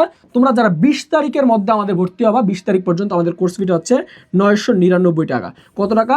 999 টাকা। জাস্ট এই 999 টাকা ভর্তি হতে পারবে। যারা ভর্তি হতে চাও, দেখো স্ক্রিনে একটা নাম্বার আসতেছে, বারবার দেখো 018144443392 এই নাম্বারে জাস্ট বিকাশ নগদ রকেটে তুমি 999 টাকা পাঠায়া তুমি আমাদের এই কোর্সে ভর্তি হয়ে যাবা। আমাদের ক্লাসগুলো হবে সবগুলো প্রাইভেট সিক্রেট গ্রুপে, ক্লাসগুলো রেকর্ডেড থাকবে আমাদের নিজস্ব ওয়েবসাইটে। তুমি ওয়েবসাইটে ক্লাসগুলো যতবার খুশি ততবার করতে পারবা, টাইনা করতে পারবা, নির্বিচ্ছিন্নভাবে করতে পারবা, যেভাবে মন চায় ক্লাসগুলো করতে পারবা। তোমার এক্সামগুলো হবে লাইভ এক্সাম, এগুলো ওয়েবসাইটে হবে, প্রত্যেকটা জিনিস গুছানোভাবে আছে। আমাদের নিজস্ব ওয়েবসাইটে এক্সাম হবে, ক্লাস হবে, তুমি সেখান থেকে এক্সাম দিতে পারবা, ক্লাস দিতে পারো। তোমার সিকোয়েন্সলি তুমি কত পাইছো, কোনটা ভুল হয়েছে, কোনটা তোমার নেগেটিভ মার্ক আসছে, সব দেখতে পারবো আমাদের ওয়েবসাইটে। ঠিক আছে? তো তোমরা যারা ভর্তি হতে চাও যে এখন ভর্তি হবো ভাই, এখন ভর্তি হলে ক্লাসে লাইভ চলাকালীন সময় তুমি ভর্তি হতে পারো। তোমাদের লাইভ চলাকালীন সময় তোমরা ভর্তি হতে পারো 999 টাকায়। অথবা যদি বলো না ভাই আমি এখন ভর্তি হবো না, আমি পরে ভর্তি হবো, ক্লাস শেষে ভর্তি হবো বা কালকে ভর্তি হবো, যারা ভর্তি হইতে চাও তোমরা জাস্ট একটু লিখে দাও RU অথবা তোমরা জিএসটি লেখা কমেন্ট করো, RU বা জিএসটি লেখা কমেন্ট করো। যারা ভর্তি হইতে চাও তারা RU কিংবা জিএসটি লিখে কমেন্ট করো। যারা ক্লাসে সমস্যা হয়েছে সে ক্লাস থেকে বের হয়ে আবার জয়েন করেন, ঠিক হয়ে যাবে। হ্যাঁ, ভালো কথা বলছেন ভাইয়া। ক্লাস কবে থেকে শুরু? আমাদের পেইড ব্যাচের ক্লাসগুলো শুরু হবে 20 তারিখ থেকে। আর এর আগ পর্যন্ত বাংলা, ইংরেজি, সাধারণ জ্ঞান আমাদের ফ্রি ক্লাস রেগুলার চলবে। প্রতিদিন ফ্রি ক্লাস চলছে। মানে আজকে সন্ধ্যায় একটা ইংলিশ ক্লাস ছিল, রাতে আমি বাংলা ক্লাস নিচ্ছি। আবার যেদিন আমি ক্লাস নেব না ওই দিন 2টা ক্লাস চলবে, Bangla class, GK class, English class, GK class. মানে প্রতিদিন আমার 3টা ক্লাস হবে, 3টা ক্লাস অথবা মিনিমাম 2টা ক্লাস তোমার হবেই, মাস্ট। ওকে, তো তোমরা যারা ভর্তি হইতে চাও মাত্র 999 টাকা এই কোর্সে তোমরা জিএসটি অথবা RU লিখে কমেন্ট করো। তোমরা এখন ভর্তি হবে এরকম না, তুমি যদি মন চায় তুমি ভাই কালকে ভর্তি হও, পরশু ভর্তি হও, তুমি জাস্ট জিএসটি বা RU লিখে কমেন্ট করো। ওকে ফাইন, আমরা আমাদের পড়ায় চলে আসি। বলছে আফতাব শব্দের সমার্থক শব্দ কি? দেখো একটু খেয়াল করো। আফতাব আমাদের ঢাকায় একটা জায়গার নাম আছে আফতাবনগর। আফতাব শব্দের সমার্থক শব্দ কি? বলো দেখি আফতাব শব্দের সমার্থক শব্দ কি? সবাই একটু কমেন্ট করো তো দেখি। আফতাব শব্দের সমার্থক শব্দ কি? সবাই একটু কমেন্ট করো তো দেখি। আফতাব শব্দের সমার্থক শব্দ কি? আফতাব শব্দের সমার্থক শব্দ কি? সবাই একটু কমেন্ট করো তো দেখি। আফতাব শব্দের সমার্থক শব্দ কি? আফতাব শব্দের সমার্থক শব্দ কি? আফতাব শব্দের সমার্থক শব্দ কি? আফতাব শব্দের সমার্থক শব্দ কি? আফতাব শব্দের সমার্থক শব্দ কি? আফতাব শব্দের সমার্থক শব্দ কি? সবাই একটু কমেন্ট করো তো দেখি। আফতাব শব্দের সমার্থক শব্দ কি? আফতাব শব্দের সমার্থক শব্দ কি? সবাই একটু কমেন্ট করো। আফতাব শব্দের সমার্থক শব্দ কি? আফতাব শব্দের সমার্থক শব্দ কি? আফতাব শব্দের সমার্থক শব্দ কি? আফতাব শব্দের সমার্থক শব্দ কি? আফতাব শব্দের সমার্থক শব্দ কি? সবাই একটু কমেন্ট করো। আফতাব শব্দের সমার্থক শব্দ কি? আফতাব শব্দের সমার্থক শব্দ কি? ভাই এটা আসছে রে ভাই, পরীক্ষা আসবে। আফতাব শব্দের সমার্থক শব্দ কি? আফতাব শব্দের সমার্থক শব্দ কি? আফতাব শব্দের সমার্থক শব্দ কি? দেখ আফতাব শব্দের সমার্থক শব্দ কি আমি বলতেছি। আফতাব শব্দের সমার্থক শব্দ কি? খেয়াল করো। আফতাব শব্দের সমার্থক শব্দ কি? এই আফতাব শব্দটা হচ্ছে একটা ফার্সি শব্দ। কি শব্দ বলো তো দেখি, যদি পরীক্ষায় আসে আফতাব শব্দটি কোন ভাষার শব্দ লিখে রাখ। আফতাব শব্দটি হচ্ছে ফার্সি ভাষার শব্দ। কি শব্দ? ফার্সি। খেয়াল করো, আফতাব শব্দটি হচ্ছে ফার্সি ভাষার শব্দ। ফার্সি আসছে কই থেকে? ফার্সি হচ্ছে ইরানের আদিনাম পারস্য বা পার্সি থেকে আসছে ফার্সি। ফরাসি না ভাই, ফরাসি হচ্ছে ফ্রান্সের ভাষা, আর ফার্সি হচ্ছে ইরানের ভাষা। ফার্সি কি? ইরানের ভাষা। এই আফতাব শব্দটি হচ্ছে একটি ফার্সি শব্দ। কি শব্দ? ফার্সি শব্দ। আফতাব শব্দটি হচ্ছে একটি ফার্সি শব্দ। এই আফতাব শব্দের সমার্থক শব্দ কি কি আছে দেখ। আফতাব শব্দের সমার্থক শব্দ হচ্ছে সূর্য। আফতাব শব্দের আরেকটা শব্দ হচ্ছে সূর্য। আফতাব শব্দের সমার্থক শব্দ কি? সূর্য। আফতাব শব্দের সমার্থক শব্দ কি? সূর্য। সূর্যের আবার সমার্থক শব্দ কি? সূর্যের সমার্থক শব্দ হচ্ছে রবি। সূর্যের শব্দের সমার্থক শব্দ কি? রবি। সূর্য শব্দের সমার্থক শব্দ কি? রবি। সূর্য শব্দের সমার্থক শব্দ আরেকটা আছে, মিহির। সূর্য শব্দের সমার্থক শব্দ কি? সূর্য শব্দের সমার্থক শব্দ হচ্ছে মিহির। কি আছে? মিহির। সূর্য শব্দের আরেকটা সমার্থক শব্দ আছে, সেটা হচ্ছে আদিত্য। নাম কি? আদিত্য। সূর্য শব্দের আরেকটা সমার্থক শব্দ কি? আদিত্য। সূর্য শব্দের আরো একটা সমার্থক শব্দ আছে, সেটা হচ্ছে বানু। সেটা কি? বানু। সূর্য শব্দের আরেকটা সমার্থক শব্দ আছে বানু। সূর্য শব্দের আরেকটা সমার্থক শব্দ আছে, সেটা হচ্ছে দিবাকর। কি আছে? দিবাকর। তাহলে সূর্য শব্দের সমার্থক শব্দ কি? দিবাকর। সূর্য শব্দের আরো একটা শব্দ আছে, সেটা হচ্ছে অর্ক। সূর্য শব্দের আরেকটা শব্দের নাম হচ্ছে অর্ক। তাহলে এখানে অর্ক কি? অর্ক হচ্ছে সূর্য, রবি, মিহির, দিবাকর, ভানু, আদিত্য, এই শব্দগুলো সমার্থক শব্দ। তাহলে সূর্য শব্দের সমার্থক শব্দ কি? সূর্য শব্দের সমার্থক শব্দ কি বলো দেখি। সূর্য শব্দের সমার্থক শব্দ হচ্ছে সূর্য, আদিত্য, মিহির, ভানু, তারপর হচ্ছে অর্ক, এগুলো হচ্ছে সূর্য শব্দের সমার্থক শব্দ। এগুলো কি সূর্য শব্দের সমার্থক শব্দ, এগুলো হচ্ছে সূর্য শব্দের সমার্থক শব্দ, এগুলো হচ্ছে সূর্য শব্দের সমার্থক শব্দ, সূর্য শব্দের সমার্থক শব্দ। ওকে ফাইন, তাহলে রাইট অ্যান্সার হবে আদিত্য, রাইট সরি অর্ক, অর্ক। একটু খেয়াল করো, এখানে লেখা আছে অনুভূতিজাত, অনুভূতিজাত দ্বিরুক্তি শব্দ কোনটি? ভাই দ্বিরুক্তি শব্দ কি? দ্বিরুক্তি মানে হচ্ছে দ্বিরুক্তি, একটু মনে রাখবা দ্বিরুক্তি মানে কি? দ্বিরুক্তি মানে হচ্ছে দ্বিরুক্তি, দ্বিরুক্ত, দ্বিরুক্ত শব্দ মানে কি একটু খেয়াল করো, দ্বিরুক্ত, দ্বিরুক্ত শব্দ মানে হচ্ছে দুইবার উক্ত। দ্বিরুক্ত মানে কি? দ্বিরুক্ত মানে হচ্ছে দুইবার, দুইবার উক্ত, দুইবার উক্ত। দ্বিরুক্ত মানে কি? দ্বিরুক্ত মানে হচ্ছে দুইবার উক্ত, দুইবার উক্ত যেগুলো সেগুলোকে বলা হয় দ্বিরুক্ত। যেমন আমরা বলি মরমর করলো, ঝরঝর করলো, বনবন করলো, মনমন করলো, প্যান প্যান করলো, এগুলো হচ্ছে দ্বিরুক্তি শব্দ। আমরা বলি না কথা কথা, ইস আমার জ্বর জ্বর লাগতেছে, এই যে জ্বর জ্বর লাগলো, মানে জ্বর লাগে না, জ্বর জ্বর লাগতেছে, মানে আসবে আসবে ভাব, তাহলে এগুলো হচ্ছে দ্বিরুক্তি শব্দ।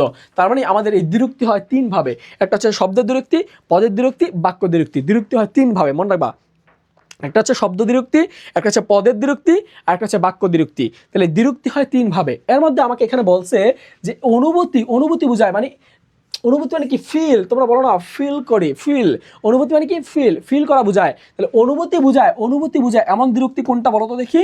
অনুভূতি বোঝায়, অনুভূতি, অনুভূতি বোঝায়, অনুভূতি বোঝায়। তাহলে অনুভূতি বোঝায় এরকম দ্বিরুক্তি কোনটা? দেখো এখানে আছে জমজম, কি আছে?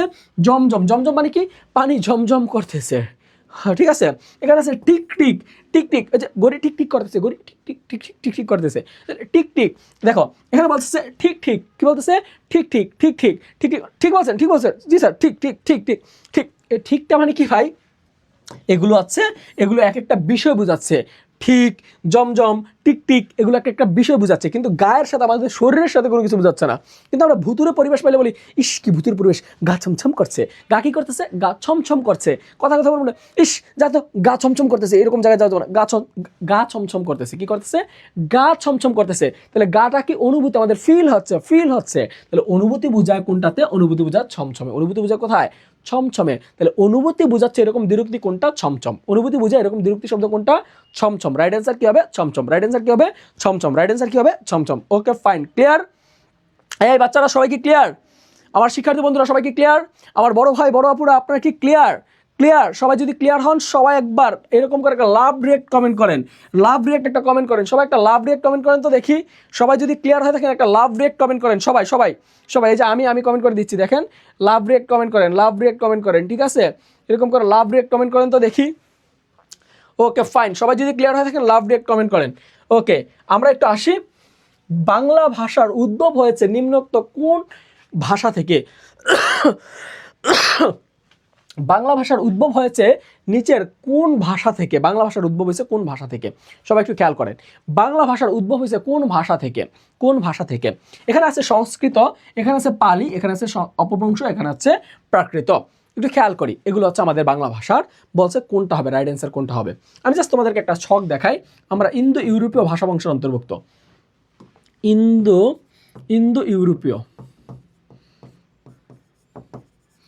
ইন্দো ইউরোপীয় ভাষা বংশের আমরা অন্তর্ভুক্ত, ইন্দো ইউরোপীয় ভাষা বংশের আমরা অন্তর্ভুক্ত, ইন্দো ইউরোপীয় ভাষা বংশের অন্তর্ভুক্ত। এই ইন্দো ইউরোপীয় থেকে দুইটা শাখা আসছে, একটা হচ্ছে কেন্তুম, একটা হচ্ছে কেন্তুম, আর একটা শাখা আসছে, সেই শাখাটার নাম হচ্ছে শতম। এই শাখাটার নাম কি? শতম। কেন্তুম আর হচ্ছে শতম, এই দুইটা শাখা। এই কেন্তুম শাখাগুলো হচ্ছে ইউরোপীয় অঞ্চলের ভাষা, আর এই শতম শাখা হচ্ছে আমাদের ভারতবর্ষ অঞ্চলের ভাষা। এই ভারতবর্ষে অনেকগুলো ভাষা আছে, আরবিরা যারা কথা বলে আরবীয় ভাষা, মিশরের যারা আছে তারা বলে মিশরীয় ভাষার কথা, ইরানের যারা মানুষ আছে তারা বলে ইরানীয় ভাষার কথা, আর আমরা বাঙালি যারা আছি ভারতবর্ষে তারা আমরা কথা বলতাম ভারতীয় ভাষায়। কি ভাষায়? ভারতীয় ভাষায়। আমরা কোন ভাষায় কথা বলতাম? ভারতীয় ভাষায়। পরীক্ষায় একটা প্রশ্ন আসে, ভারতীয় ভাষার প্রাচীনতম নিদর্শন কোনটি?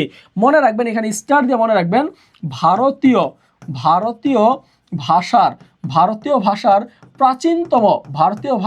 প্রাচীনতম নিদর্শন কোনটি? ভারতীয় ভাষার প্রাচীনতম নিদর্শন হচ্ছে ঋগ্বেদ, পাণিনির লেখা ঋগ্বেদ। তাহলে ভারতীয় ভাষার প্রাচীনতম হচ্ছে ঋগ্বেদ। আর বাংলা ভাষার প্রাচীনতম নিদর্শন কি? দ্রুত কমেন্ট করেন। ভারতীয় ভাষার প্রাচীনতম নিদর্শন হচ্ছে ঋগ্বেদ, আর বাংলা ভাষার প্রাচীনতম নিদর্শন কি? সবাই একটু কমেন্ট করেন। ওকে, তাহলে আমরা কি কি পাইলাম? এখানে পাইলাম শতম শাখা, পাইলাম ভারতীয়, পাইলাম। এই ভারতীয় থেকে আবার আর্যরা একটা সময় এই ভারতবর্ষ দখল করে নেয়। আর্যরা কি করে? এই ভারতবর্ষ একটা সময় দখলে নেয়। যখন আর্যরা এই ভারতবর্ষ দখল করে তখন এই ভারতীয় ভাষাটা হয়ে যায় আর্য ভারতীয়। কি ভাষা?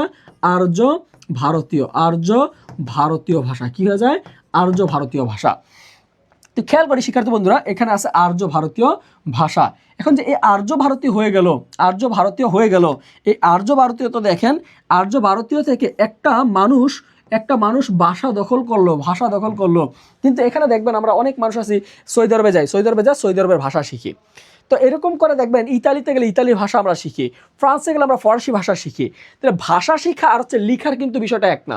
দেখবেন আমার চাচা মনে করেন সৌদি আরবে থাকে, সে আয়সা বলে কৈফহল কৈফইনতে, তার মানে কি এগুলো আরবি বলে। আমি বলছি দূর চাচা কি বলেন তো একটু লিখা দেন তো, আমি একটু মুখস্থ করে এগুলো বলবো স্টুডেন্টদেরকে। তখন বলছে আরে ভাতিজা আমি তো পারি না, এগুলো লিখতে পারি না, মুখে বলতে পারি। তার মানে মুখে বলার ভাষা একটা, লিখার ভাষা একটা। মুখে বলার ভাষা একটা, লিখার ভাষা একটা।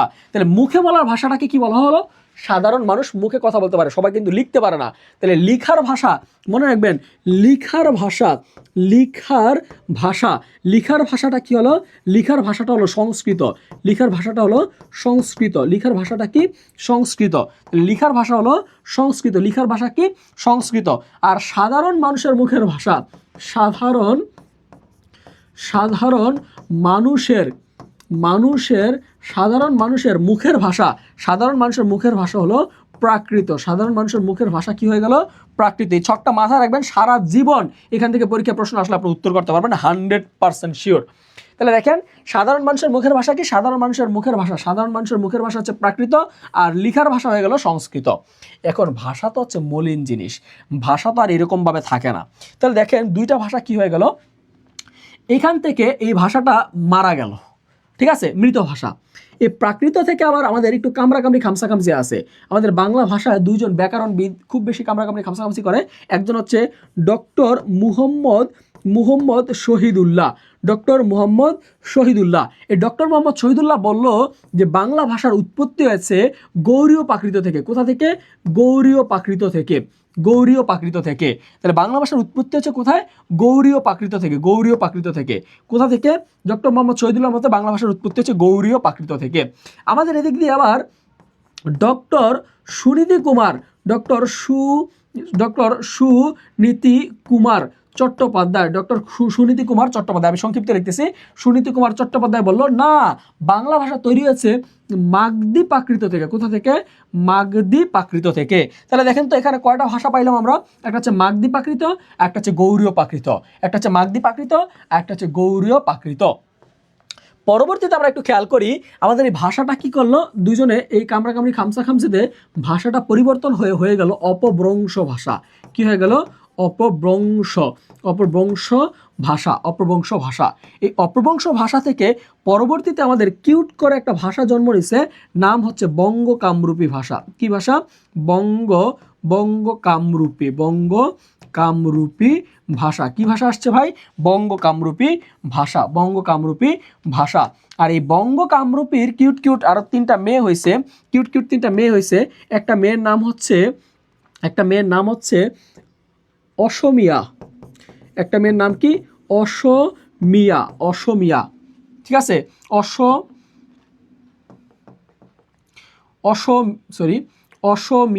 অসমীয় ভাষা। একটা ভাষা হচ্ছে অসমীয় ভাষা। আরেকটা ভাষার নাম হচ্ছে উড়িয়া।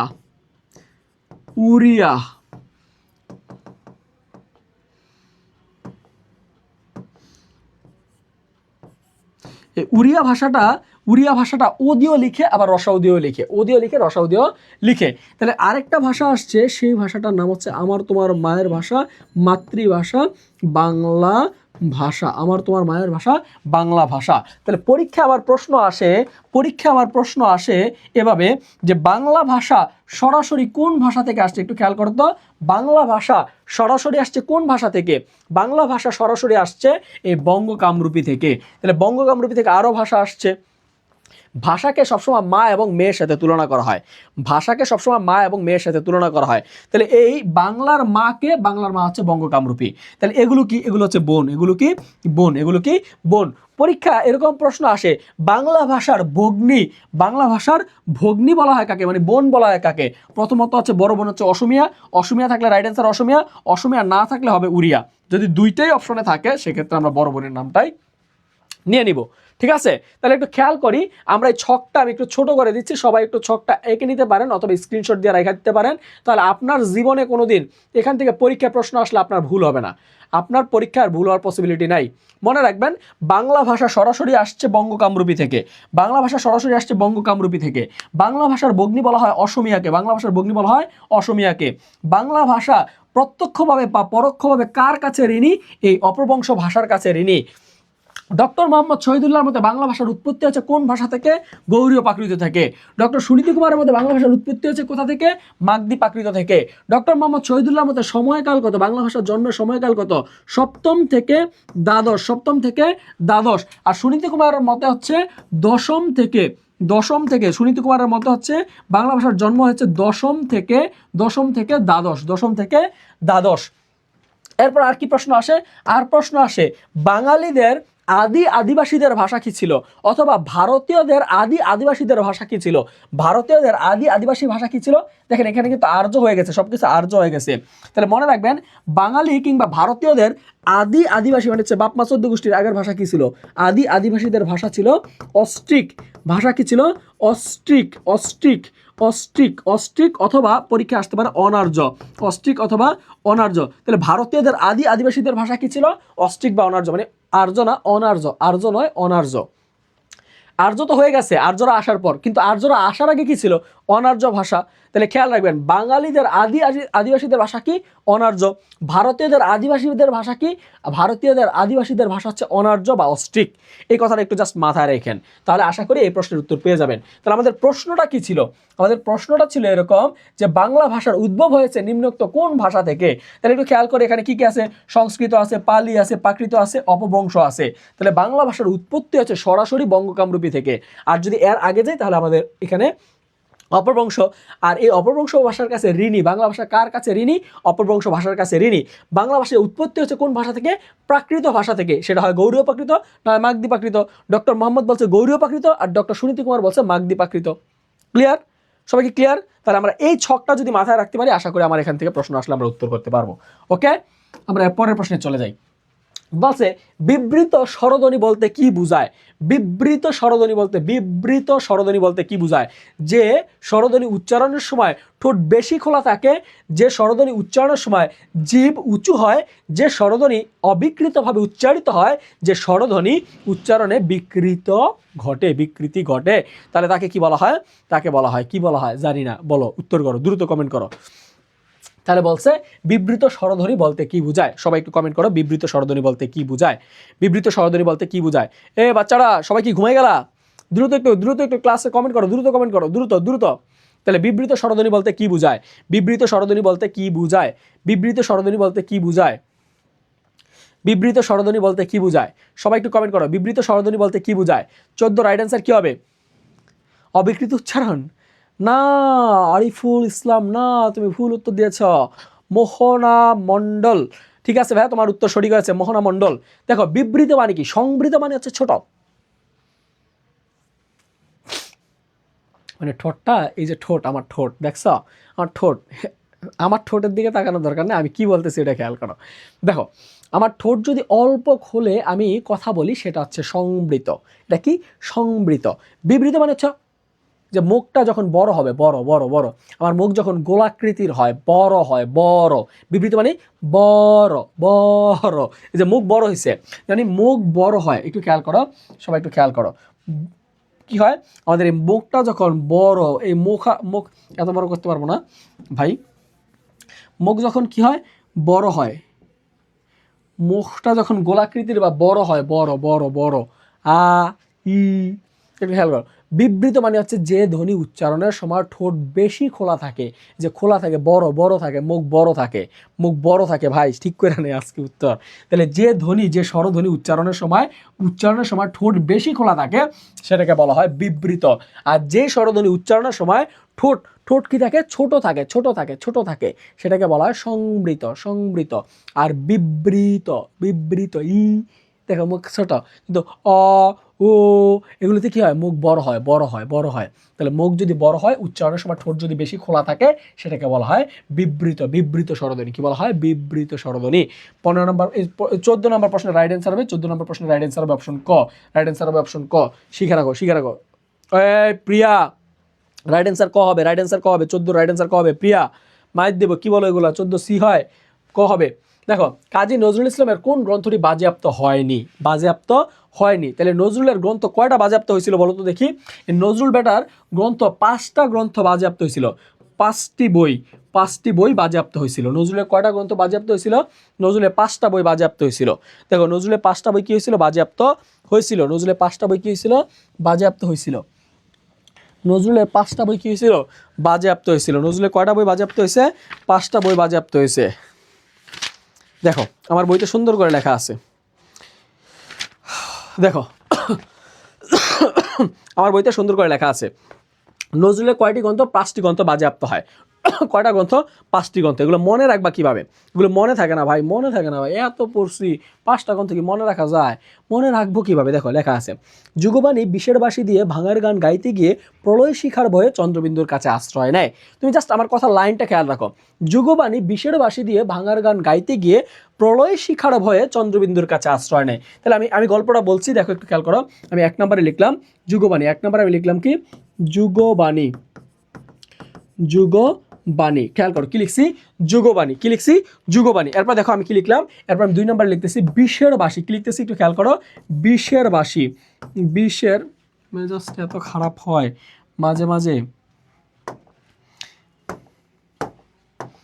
বিষের বাঁশি, কি লিখতেছি, বিষের বাঁশি, বিষের বাঁশি, একটু খেয়াল করো। যে বললাম যুগবাণী, বিষের বাঁশি, একটু খেয়াল করো, যুগবাণী, বিষের বাঁশি, যুগবাণী, বিষের বাঁশি। তারপর হচ্ছে যুগবাণী বিষের বাঁশি দিয়ে ভাঙার গান গাইতে গেছে, কিসের গান, ভাঙার গান, ভাঙার গান। যুগবাণী বিষের বাঁশি দিয়ে ভাঙার গান গাইতে গিয়ে প্রলয় শিখার ভয়ে, প্রলয় শিখা, প্রলয় শিখা, আমার বইয়ের নামও শিখা, সরি প্রলয় শিখা, প্রলয় শিখার ভয়ে, প্রলয় শিখার ভয়ে চন্দ্রবিন্দুর কাছে আশ্রয় নেয়। কার কাছে আশ্রয় নেয়, চন্দ্রবিন্দু, চন্দ্রবিন্দুর কাছে আশ্রয় নেয়। তাহলে দেখো একটু খেয়াল করো, যুগবাণী বিষের বাঁশি দিয়ে ভাঙার গান গাইতে গিয়ে প্রলয় শিখার ভয়ে চন্দ্রবিন্দুর কাছে আশ্রয় নেয়। আমার কথাগুলো একটু খেয়াল করো, তুমি পারবা। যুগবাণী বিষের বাঁশি দিয়ে ভাঙার গান গাইতে গিয়ে প্রলয় শিখার ভয়ে চন্দ্রবিন্দুর কাছে আশ্রয় নেয়। কয়েকবার আমার সাথে একটু বলো তো, যুগবাণী বিষের বাঁশি দিয়ে, যুগবাণী বিষের বাঁশি দিয়ে ভাঙার গান গাইতে গিয়ে প্রলয় শিখার ভয়ে চন্দ্রবিন্দুর কাছে আশ্রয় নেয়। যুগবাণী বিষের বাঁশি দিয়ে ভাঙার গান গাইতে গিয়ে প্রলয় শিখার ভয়ে চন্দ্রবিন্দুর কাছে আশ্রয় নেয়।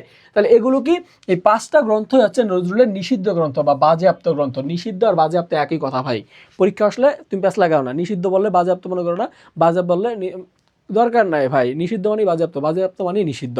তাহলে একটু খেয়াল করো, বলছি কাজী নজরুল ইসলামের নিষিদ্ধ গ্রন্থ 9 কোনটি, এটা খেয়াল করো, হয়নি, হয়নি, নয়, হয়নি, নয়, এই লেখাগুলো না খুব ঝামেলা, এগুলো দেখা মাত্রই তুমি আই ক্যাচ করে ফেলবা। এগুলো হচ্ছে নয়, নাই, না, এগুলো খেয়াল রাখতে হবে। তাহলে রাইট অ্যান্সার কি হবে, অগ্নিবীণা। নজরুলের অগ্নিবীণা কাব্যগ্রন্থটি বাজেয়াপ্ত হয়নি।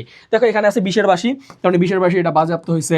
তারপরে দেখো যুগবাণী, যুগবাণী নাই, আছে অগ্নি, আগে আছে কি ভাঙার গান, তাহলে ভাঙার গান বাজেয়াপ্ত হয়েছে, ভাঙার গান কি হয়েছে, বাজেয়াপ্ত হয়েছে। আছে চন্দ্রবিন্দু, তাহলে চন্দ্রবিন্দু কি হয়েছে, বাজেয়াপ্ত হয়েছে। তাহলে এই 3টা গ্রন্থ বাজেয়াপ্ত হয়েছে, কিন্তু এই অগ্নিবীণা বাজেয়াপ্ত হয় না, এটা মার্কেটে আসছে, ওকে, নিষিদ্ধ হয় নাই।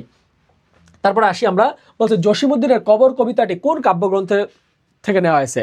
জসীমউদ্দিনের কবর ওইখানে তোর দাদির কবর ডালিম গাছের তলে, 20টি বছর ভিজায় রাখিলাম 2 নয়নের জলে। ঠিক আছে, তাহলে একটু খেয়াল করো, কবর কবিতা কি বলছে, কবর কবিতা, মনে রাখবা কবর কবিতার লেখক হচ্ছে জসীমউদ্দিন। এখানে বানানটা একটু কারেকশন হবে, জসীম উদ্দিন, এখানে হবে জসীম উদ্দিন, দিন বানানটা হবে জসীমউদ্দিন। তাহলে জসীমউদ্দিন বলছে ওইখানে তোর দাদির কবর ডালিম গাছের তলে, তাহলে কবর কবিতা কে লিখছে, আমাদের জসীমউদ্দিন সাহেব লিখছে। যদি পরীক্ষা প্রশ্ন আসে কবর কবর কবর নাটক কে লিখছে, নাটক, আমাকে একটু প্রশ্নটার উত্তর দাও তো।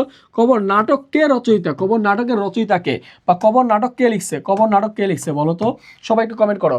কবর নাটক, ভাষা আন্দোলন ভিত্তিক নাটক, কবর নাটকটি কে রচনা করেন, ভাষা আন্দোলন ভিত্তিক কবর নাটকটি কে রচনা করেন, ভাষা আন্দোলন ভিত্তিক এই কবর নাটকটি কে রচনা করেন, সবাই একটু বলো তো দেখি, ভাষা আন্দোলন ভিত্তিক কবর নাটকটি কে রচনা করেন, ভাষা আন্দোলন ভিত্তিক কবর নাটকটি কে রচনা করেন, ভাষা আন্দোলন ভিত্তিক কবর নাটক, যদি বলা কবর নাটক কে লিখছে তাহলে কি হবে বলো তো দেখি। দেখো কবর কবিতা, কবর কবিতা লিখছে আমাদের জসিমউদ্দিন, তাহলে কবর নাটক কে লিখছে, নাটক কে লিখছে, কবর নাটক কে লিখছে, কবর নাটক লিখছে মুনির চৌধুরী, নাম হচ্ছে মুনির চৌধুরী, মুনির চৌধুরী, মুনির চৌধুরী, মুনির চৌধুরী, মুনির চৌধুরী। তাহলে কবর নাটককে লিখছে, কবর নাটক লিখছে মুনির চৌধুরী। কবর নাটকটা কি সম্পর্কিত লেখা, ভাষা আন্দোলন ভিত্তিক কবিতা, ভাষা আন্দোলন ভাষা আন্দোলন ভিত্তিক নাটক, তাহলে কবর নাটক লিখছে মুনির চৌধুরী। আর কবর কবিতা নেওয়া হয়েছে রাখালি কাব্যগ্রন্থ থেকে, কবর নাটক নেওয়া হয়েছে কোথা থেকে, রাখালি কাব্যগ্রন্থ থেকে, রাখালি কাব্যগ্রন্থ থেকে, কবর কবিতা নেওয়া হয়েছে রাখালি কাব্যগ্রন্থ থেকে। তারপর দেখো 17 নম্বর প্রশ্ন বলছে বাংলা ভাষায় গুরুচণ্ডালী দোষ মনে হলে, বাংলা ভাষায় গুরুচণ্ডালী দোষ মনে হয় কোথায়, বাংলা ভাষায় গুরুচণ্ডালী দোষ মনে হয় কোথায়। দেখো বলছে উপমাগত ভুল প্রয়োগ হলে, তারপর বলছে তৎসম শব্দের সঙ্গে বিদেশি শব্দের প্রয়োগ হলে, প্রয়োজনের অতিরিক্ত ব্যবহার হলে, বাগধারা বর্বদ হলে। তাহলে একটু খেয়াল করো তো এখানে রাইট অ্যান্সার কি হবে, বলছে বাংলা ভাষা, একটু খেয়াল করো, বলছে বাংলা ভাষায় গুরুচণ্ডালী দোষ মনে হবে কখন, গুরুচণ্ডালী দোষ মানে কি, একটু খেয়াল করো, গুরুচণ্ডালী দোষ মানে কি, গুরুচণ্ডালী দোষ মানে কি,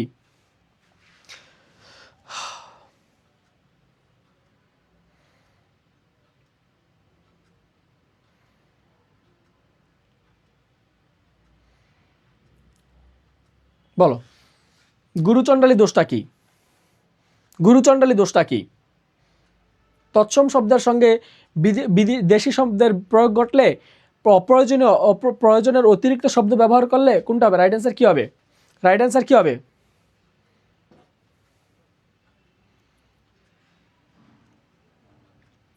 রাইট অ্যান্সার কি হবে, সবাই বলো তো দেখি রাইট অ্যান্সার কি হবে, রাইট অ্যান্সার কি হবে,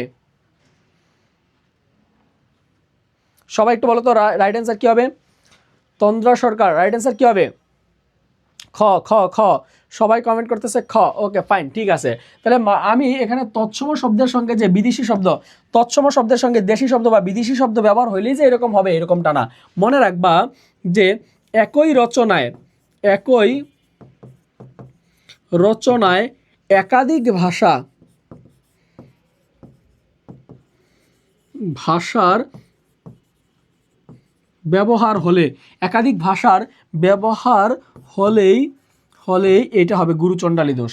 মানে একটা লেখা বা একটা শব্দ বা একটা বাক্য, একটা বাক্য অথবা একটি রচনা বা একটা লেখার মধ্যে যদি একাধিক ভাষার ব্যবহার হয় সেগুলোকে বলবো আমরা গুরুচণ্ডালী। হতে পারে তৎসম বা দেশি, হতে পারে তৎসম বা বিদেশি, হতে পারে তৎসম বা ইংরেজি, তাহলে এগুলো হবে গুরুচণ্ডালী দোষ। যেমন আমরা বলতে পারি গরুর গাড়ি, গরুর সাঠক, ঠিক আছে, সাঠকটা কি, সাঠক শব্দটা আর গরুর সাথে মিলে না, তাহলে এটা হবে গুরুচণ্ডালী দোষ। তৎসম শব্দ একটা হচ্ছে দেশি শব্দ। আমরা বললাম, মনে করো যে আমরা বললাম সাবদাহ, সাবদাহ হয় না, বা মরাদাহ হয় না, মরা একটা শব্দ, দাহ একটা শব্দ, তাহলে এখানে হবে সাবদাহ, এগুলো হবে রাইট অ্যান্সার। ওকে ফাইন, একটু আসি, বলছে সন্ধি প্রধানত সুবিধা দেয় কিসে, সন্ধি, এই যে সন্ধি আমরা পড়ি, সন্ধি শব্দের অর্থ কি, সন্ধি শব্দের অর্থ হচ্ছে মিলন, সন্ধি শব্দের অর্থ কি মিলন। সন্ধি ব্যাকরণের কোন তত্ত্বের আলোচ্য বিষয়, সন্ধি ব্যাকরণের ধ্বনি তত্ত্বের আলোচ্য বিষয়, সন্ধি ব্যাকরণের কোন তত্ত্বের আলোচ্য বিষয়, ধ্বনি তত্ত্বের আলোচ্য বিষয়। সন্ধি শব্দের অর্থ হচ্ছে মিলন, সন্ধিতে কিসের মিলন হয়, সন্ধিতে মূলত ধ্বনির মিলন হয়, সন্ধিতে কিসের মিলন হয়, ধ্বনির মিলন হয়। সন্ধি কিসের সুবিধা দেয়, সন্ধি কিসের সুবিধা দেয় বলো তো দেখি, সন্ধির কিসের সুবিধা দেয়, সবাইকে কমেন্ট করো, সন্ধি কিসের সুবিধা দেয়, সন্ধি কিসের সুবিধা দেয়, পড়ার সুবিধা, লেখার সুবিধা, উচ্চারণের সুবিধা, না শোনার সুবিধা। তাহলে একটু খেয়াল করো তো, সন্ধি কিসের সুবিধা দেয়, সন্ধি কিসের সুবিধা দেয়, সন্ধি কিসের সুবিধা দেয়, সন্ধি কিসের সুবিধা দেয়, উচ্চারণের সুবিধা দেয়। রাইট অ্যান্সার কি হবে, উচ্চারণের সুবিধা। কারণ সন্ধিতে আমরা দেখি যে এখানে লিখলাম আমরা বিদ্যা, কি লিখলাম একবার বিদ্যা, আবার লিখলাম আমরা আলয়, কি লিখলাম আলয়, তাহলে আমরা কথাটা বলা রাখতেছি বিদ্যা আলয় পাঠা, পাঠ আগার, তাহলে আমাদের এভাবে বলা লাগতেছে। তাহলে বিদ্যা আলয় না বলে আমরা বলতে পারি একদম সহজভাবে বলতে পারি, বলতে পারি বিদ্যালয়, বিদ্যালয়, তার মানে কি এখানে আমাদের উচ্চারণের সুবিধা দিচ্ছে। এখানে একটা আ আছে, এখানে একটা আ আছে, এইখানে একটা আ আছে, এই দুইটা আ মিলে একটা আ হয়েছে। তাহলে কি হয়ে গেছে, আমাদের উচ্চারণ করতে সুবিধা হচ্ছে। কি হচ্ছে, উচ্চারণ করতে সুবিধা হচ্ছে। তাহলে এখানে রাইট অ্যান্সার কি হবে, এখানে রাইট অ্যান্সার হবে সন্ধি আমাদের কিসের সুবিধা দেয়, আমাদের উচ্চারণের সুবিধা দেয়, উচ্চারণের সুবিধা দেয়। আমার শিক্ষার্থী বন্ধুরা, অনেকেই আমরা বলি ভাই আমি লাইভ ক্লাসগুলো করতে আমার কষ্ট হচ্ছে, ভাই লাইভ ক্লাসগুলো করতে পারতেছি না, বা পরে করব কিভাবে করব ভাই, আমি কই পাবো এই ক্লাসগুলা? তো তোমাদেরকে আমি বলি, তোমরা এই ক্লাসগুলো কই পাবা, তোমরা এই ক্লাসগুলো পাবা একটু খেয়াল করো, এই ক্লাসগুলো পাবা আমাদের ইউটিউব চ্যানেলে। কোথায় পাবা, আমাদের ইউটিউব চ্যানেলে কিন্তু এই ক্লাসগুলো পাবা। কোথায় যাইতে হবে, তোমাকে যাইতে হবে প্রথমে আমাদের এই রাশেদ স্যার ইউটিউব চ্যানেলে। দেখো এখানে লিখে দিবা Rashed sir, RASHED, Rashed sir লিখে তুমি ইউটিউব চ্যানেল যখন সার্চ দেবা তখন কিন্তু আমাদের এই ইউটিউব চ্যানেল চলে আসবে। আর ইউটিউব চ্যানেলে গিয়ে তুমি প্লে লিস্টে যাবা, প্লে লিস্টে গেলে দেখবা আমাদের প্লে লিস্ট করা আছে, কী কী আছে দেখো, এডমিশন 2025 সবগুলো ক্লাস আছে, ইউনিভার্সিটি এডমিশন লাইভ ক্লাস আছে, তারপর দেখো HSC-দের লাইভ ক্লাস আছে, দেখো বাংলা সাহিত্যের ইতিহাস BCS-এর ক্লাস আছে, তারপর দেখো বাংলা সাহিত্যের আমাদের এই যে টপ 200 MCQ সলভ ক্লাস, এটা HSC-দের জন্য আছে, বাংলা বানানের নিয়মের একটা ধারাবাহিক সিরিজ আছে, জাহাঙ্গীরনগর বিশ্ববিদ্যালয়ের জন্য প্রশ্ন সলভ সিরিজ আছে, বাংলা ব্যাকরণের লাইভ ক্লাস আছে। তো তোমাদের জন্য আমরা গুচ্ছ টার্গেট, আজকে থেকে শুরু হলো গুচ্ছ ডেডিকেটেড লাইভ ব্যাচ। এটা হবে 500 MCQ সলভ সিরিজ, এটা একটা সিরিজ হবে। এখানে আমরা 500 MCQ তোমাদেরকে সলভ করাবো তোমাদের গুচ্ছের জন্য। কিসের জন্য, গুচ্ছের জন্য। যারা জাহাঙ্গীরনগর যারা গুচ্ছ, যারা GST মানে ডাবি পরবর্তী ব্যাচ আর কি, এটা আমরা সবগুলো ক্লাস এখানে আমরা ফ্রিতে দিয়ে দিব। তোমরা ইউটিউব ক্লাসগুলো এখান থেকে করতে পারবা। আমাদের এই যে ক্লাসটা নিচ্ছে, এই ক্লাসটা ফ্রিতে তুমি পেয়ে যাবা আজ রাত 11টার মধ্যে বা 12টার মধ্যে আমরা আপলোড করে দিব। কালকে থেকে তোমরা অ্যাভেলেবেল পাবা এই ক্লাসটা। ওকে, তো শিক্ষার্থী বন্ধুরা সবাই একটু খেয়াল করো, এই যে মসজিদের তৈরি মাজারটির আকৃতি কি ছিল। দেখো এটা আমাদের উপন্যাস থেকে আসছে। আমাদের জানি আমরা HSC পরীক্ষার্থী অথবা আমরা যারা HSC সিলেবাস পড়ছি, আমরা ইন্টারমিডিয়েট বা ইউনিভার্সিটি পরীক্ষা দিলে আমরা জানবো যে এখানে মসজিদের তৈরি মাজারটির আকৃতি কি ছিল। আমাদের লাল সালু নামে একটা উপন্যাস আছে, লাল সালু উপন্যাসে আছে মসজিদ নামের বেটা, এই বেটার যে মাজারটা আছে, এই মাজারটা যে তার একটা মাজার আছে, মাজারটা দেখতে কীরকম, কোটের পিঠের মতো, নৌকার ছাউনির মতো, বাঁকা চাঁদের মতো, মাছের পিঠের মতো। রাইট অ্যান্সার কি হবে, সবাই একটু কমেন্ট করো। মসজিদের তৈরি মাজারটির আকৃতি কেমন ছিল?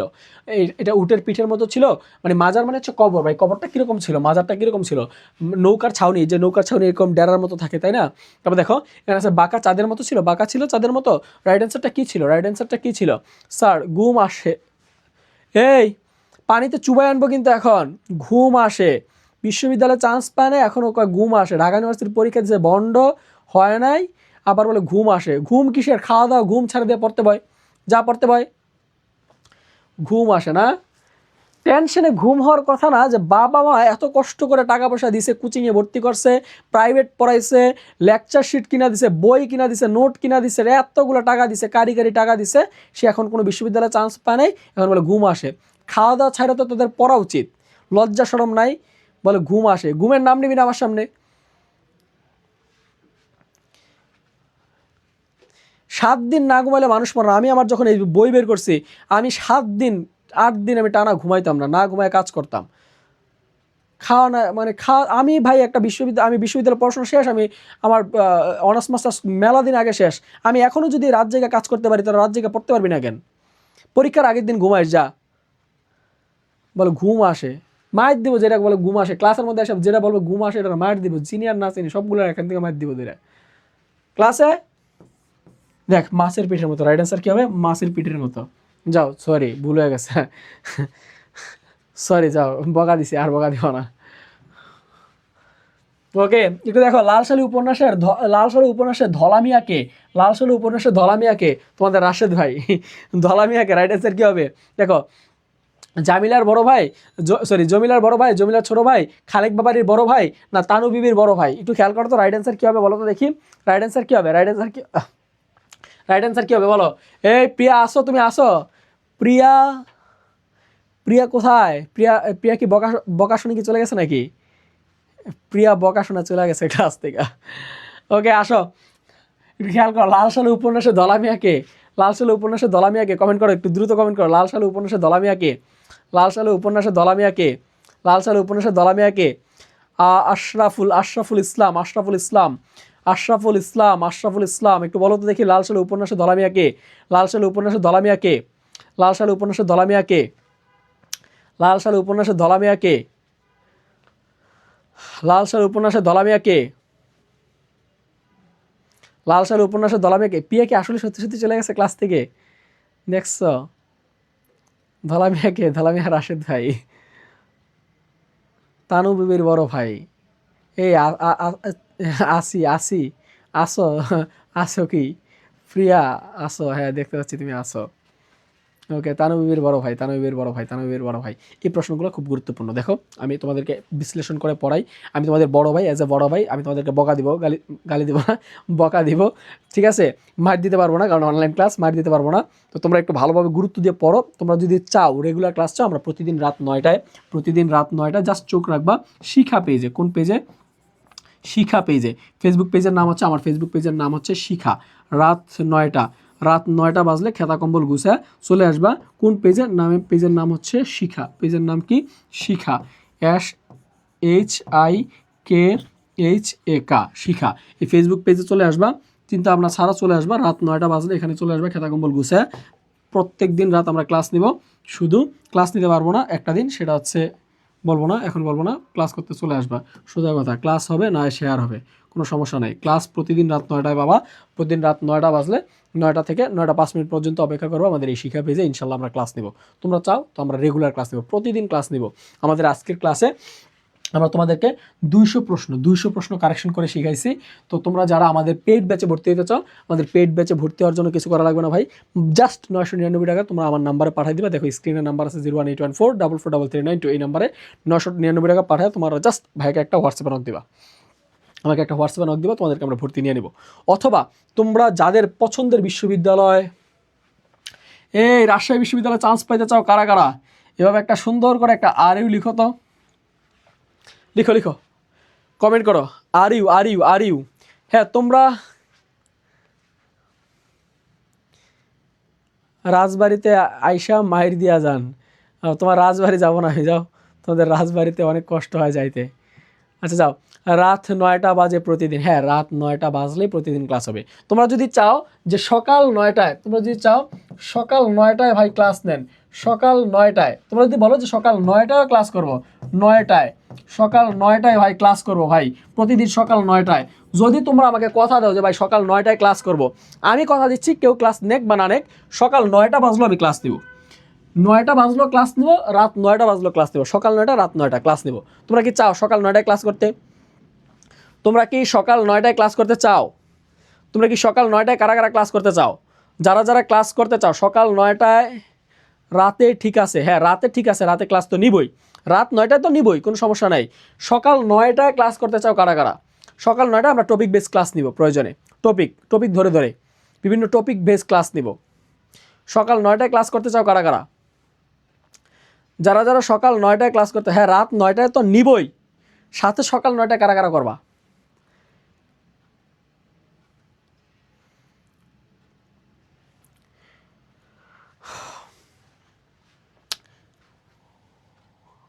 ছয়টা 30-এ নিলে ভালো হয়। 6টা 30-এ আপনাদের আমির স্যার ক্লাস নেবেন, ইংলিশ ক্লাস হবে। আমার এই পেজে ইংরেজি ক্লাস নেবে, ইংরেজি ক্লাস চলবে, ইংরেজি ক্লাস চলবে 6টা থেকে, ইংরেজি ক্লাস 6টা থেকে, সন্ধ্যা 6টা PM, 6টা PM-এ হচ্ছে ইংরেজি ক্লাস, 6টা PM-এ হচ্ছে ইংরেজি ক্লাস। রাত 9টা হচ্ছে তোমাদের এই যে আমি বাংলা ক্লাস নেব রাত 9টা PM-এ হচ্ছে বাংলা ক্লাস। আর রাত 10টায় জিকে ক্লাস আপাতত 2 দিন অফ আছে, জিকে ক্লাস হবে রাত 10টায়, ঠিক আছে? রাত 10টায় হবে GK class, Arnab Ahmed Fahim sir class নেবে। তো তোমরা এই ক্লাসটা আপাতত এইভাবে করতে থাকো, কন্টিনিউ করো, আমি আছি, ক্লাস নিয়েন। ওকে ঠিক আছে, ইনশাল্লাহ তোমরা যদি চাও ইনশাল্লাহ আমরা ক্লাস নিব, কোনো সমস্যা নাই ভাই। ঘুমাই ফজরের পর, ঘুমাও ফজরের পর, সমস্যা নেই, আমাদের রাতে ক্লাসগুলো করো, সমস্যা নেই। আমাদের প্রত্যেকটা ক্লাস আমাদের ইউটিউব চ্যানেলে দেওয়া থাকবে, তোমরা চাইলে ইউটিউব থেকে ক্লাসগুলো করে নিতে পারবা। যদি কোনো ক্লাস মিস হয় আমাদের সিকোয়েন্স দিয়ে ইউটিউবে দেওয়া থাকবে, ইউটিউবে ক্লাস করে নিবা। আমার সকাল 9টায়, সমস্যা নাই। ওকে ঠিক আছে, তন্দ্রা সরকার, ঐশী বলছে আমি করব। ওকে ঠিক আছে ফাইন, আমরা আজকে কথা দিচ্ছি না, আগামীকাল না, আমরা আমরা 17 তারিখ থেকে ক্লাস নেওয়ার চেষ্টা করবো ইনশাল্লাহ। সকাল 9টায় ক্লাস হবে, রাত 9টায় ক্লাস হবে, কোনো সমস্যা নাই। তো তোমরা যারা শিক্ষার্থী বন্ধুরা আমার সাথে এতক্ষণ যুক্ত ছিলে সবাইকে অসংখ্য ধন্যবাদ জানিয়ে আজকের মতো আমি এখান থেকে বিদায় নিব। কিন্তু যাব না, ক্লাসগুলো রেকর্ড থাকবে না। হ্যাঁ, ক্লাসগুলো রেকর্ডেড আছে রাশেদ স্যার পেজে। ক্লাসগুলো রেকর্ড থাকবে রাশেদ স্যার ইউটিউব চ্যানেলে, RASHED রাশেদ স্যার ইউটিউব চ্যানেলে। দেখো রাশেদ স্যার ইউটিউব চ্যানেলে ক্লাসগুলো রেকর্ডেড পাবা। এই যে আমি ক্লাসের ইউটিউব চ্যানেল আমি দেখাই দিচ্ছি, এই যে ইউটিউব চ্যানেল। এই ইউটিউব চ্যানেলে আসা তুমি জাস্ট প্লে লিস্টে চাপ দিবা যে GST 2025 ক্লাস, এগুলো হচ্ছে এডমিশনের ক্লাস। এডমিশন ক্লাসেও পাবা। আবার জিএসটি টার্গেট ক্লাস। আজকে ইংলিশ ক্লাস হয়েছে, হ্যাঁ হয়েছে, সন্ধ্যা 6টায় হয়েছে ক্লাস। অর্ণব স্যার কই গেছে? অর্ণব স্যার সিলেট গেছে, অর্ণব স্যার সিলেট আছে, ঠিক আছে। কিরে ক্লাস শেষ? হ্যাঁ কিরে ক্লাস শেষের দিকে প্রায় ইনশাল্লাহ। তো তোমরা যারা আমাদের সাথে আসো, আমি গুচ্ছ বেস তোমাদের জন্য একটা প্রশ্ন বানাবো কালকে। আমি এই যে 20টা প্রশ্ন, আজকে 20টা প্রশ্ন গেল, আজকে গেল কয়টা? আজকে 20টা প্রশ্ন গেল। আমরা আগামী দিন বাড়াবো, আগামী দিন আমাদের প্রশ্ন হবে 30টা। আগামী দিন প্রশ্ন হবে কয়টা? 30টা MCQ সলভ সিরিজ ক্লাস নিব, 30টা MCQ থাকবে। আগামী দিনের ক্লাসটা হবে জিএসটি বেস। যারা গুচ্ছ, অনেকে থাকে শিক্ষার্থী ভাই আমার একটা পাবলিক বিশ্ববিদ্যালয় লাগবে, না হয় মুখ দেখাইতে পারবো না। জিএসটিতে যারা চান্স পাইতে চাও, আগামীকালকের ক্লাসটা জিএসটি বেস হবে। যারা জিএসটি গুচ্ছতে পরীক্ষা দিবা ভাই, আমার একটা জিএসটি গুচ্ছ অধিভুক্ত বিশ্ববিদ্যালয় লাগবেই, তাহলে একটু কমেন্ট করো, জিএসটি লিখে কমেন্ট করো। কারা গুচ্ছ অধিভুক্ত বিশ্ববিদ্যালয়ে চান্স পাইতে চাও তারা জিএসটি অথবা তোমরা গুচ্ছ লিখে আমাকে কমেন্ট করো। আমি দেখবো আমার ক্লাসে গুচ্ছে চান্স পাইতে চাই কীরকম স্টুডেন্ট। আমি স্টুডেন্টদের টার্গেট নিয়ে, মানে যে স্টুডেন্ট বেশি থাকবে আমি সেই টপিক্স বা সেই রকম আমি একটা প্রিপারেশন নিয়ে আমি ক্লাস নিব। মূলত গুচ্ছের প্রস্তুতি একরকম, জাহাঙ্গীরনগর বিশ্ববিদ্যালয়ের প্রস্তুতি একরকম, আবার খুলনার বিশ্ববিদ্যালয়ের প্রস্তুতি একরকম। খুলনায় কি রিটেন সাজেশন ভাই আমি দিব, কালকে আমি সাজেশন দিব কালকে ক্লাসে আমি রিটেন সাজেশন দিয়ে দেবো খুলনার জন্য। তো তোমরা যারা আমার সাথে যুক্ত আছো তোমরা একটু আমাকে বলো তো গুচ্ছ টার্গেট কার? দেখি, জাস্ট গুচ্ছ লিখো, গুচ্ছ বা জিএসটি লিখো। আমার ক্লাসে গুচ্ছ, যে ভাই আমার শেষ ভরসা একটাই, সেটা হচ্ছে গুচ্ছ। আমি এখন থেকে গুচ্ছর জন্য পড়বো। জাস্ট শুভরাত্রি শুভরাত্রি। ওকে ঠিক আছে, তুমি কি ঘুমায় যাবা? পড়তে বসো ভাই, পড়ো একটু, শেষ সময় ভালোভাবে পড়ো, ইনশাল্লাহ হয়ে যাবে। একটু খেয়াল করো, আমাকে বলো তো দেখি গুচ্ছ টার্গেট কার? এখানে গুচ্ছ টার্গেট কার? গুচ্ছ লিখে জানাও তো দেখি কার গুচ্ছ টার্গেট। যে ভাই আমার কোনো কিছু হোক বা না হোক আমার একটা গুচ্ছ লাগবে, মাস্ট আমার গুচ্ছ লাগবে, তারা একটু জিএসটি লিখে কমেন্ট করো তো দেখি। নাই, তার মানে গুচ্ছতে কেউ পরীক্ষা দিবা না? আল্লাহ, তাহলে তোমাদের শুধু রাজশাহী বিশ্ববিদ্যালয়ে পরীক্ষা দিবা, গুচ্ছতে কেউ পরীক্ষা দিবা না? ওকে ঠিক আছে ফাইন, তাহলে রাবি টার্গেট নিয়ে ক্লাস দেবো কালকে টার্গেটটা তাহলে রাবি নিয়ে হবে। আরিউ লাগবো স্যার, আরিউ আর কোন সমস্যা নাই, আরিউ লাগবো স্যার। ওকে ফাইন, আরিউ বেস ক্লাস চলবে, গুচ্ছ কারো দরকার নাই। শেষ পর্যন্ত বুঝবা গুচ্ছ কি জিনিস, গুচ্ছর প্রস্তুতি এখন না নিলে বুঝবা। রাজশাহী বিশ্ববিদ্যালয় তো অফকোর্স লাগবে, কিন্তু গুচ্ছর জন্য ভালো করে একটা প্রিপারেশন, মানে গুচ্ছ আর রাজশাহী একই রকম প্যাটার্ন, জাস্ট থিংটা আলাদা। বরিশাল ইউনিভার্সিটি, অফকোর্স বরিশাল খুবই সুন্দর একটা ইউনিভার্সিটি। Okay fine. তো যারা আমার সাথে যুক্ত ছিল সবাইকে অসংখ্য ধন্যবাদ জানিয়ে আজকের মতো আমি বিদায় নিচ্ছি। যাচ্ছি না, দেখা হচ্ছে পরবর্তী কোনো এক ক্লাসে। সে পর্যন্ত ভালো থাকো। পরবর্তী ক্লাস কবে? আগামীকাল রাত 9টায়। সে পর্যন্ত সবাই ভালো থাকো, সুস্থ থাকো, সবার জন্য রইল অনেক অনেক শুভকামনা। আল্লাহ হাফেজ।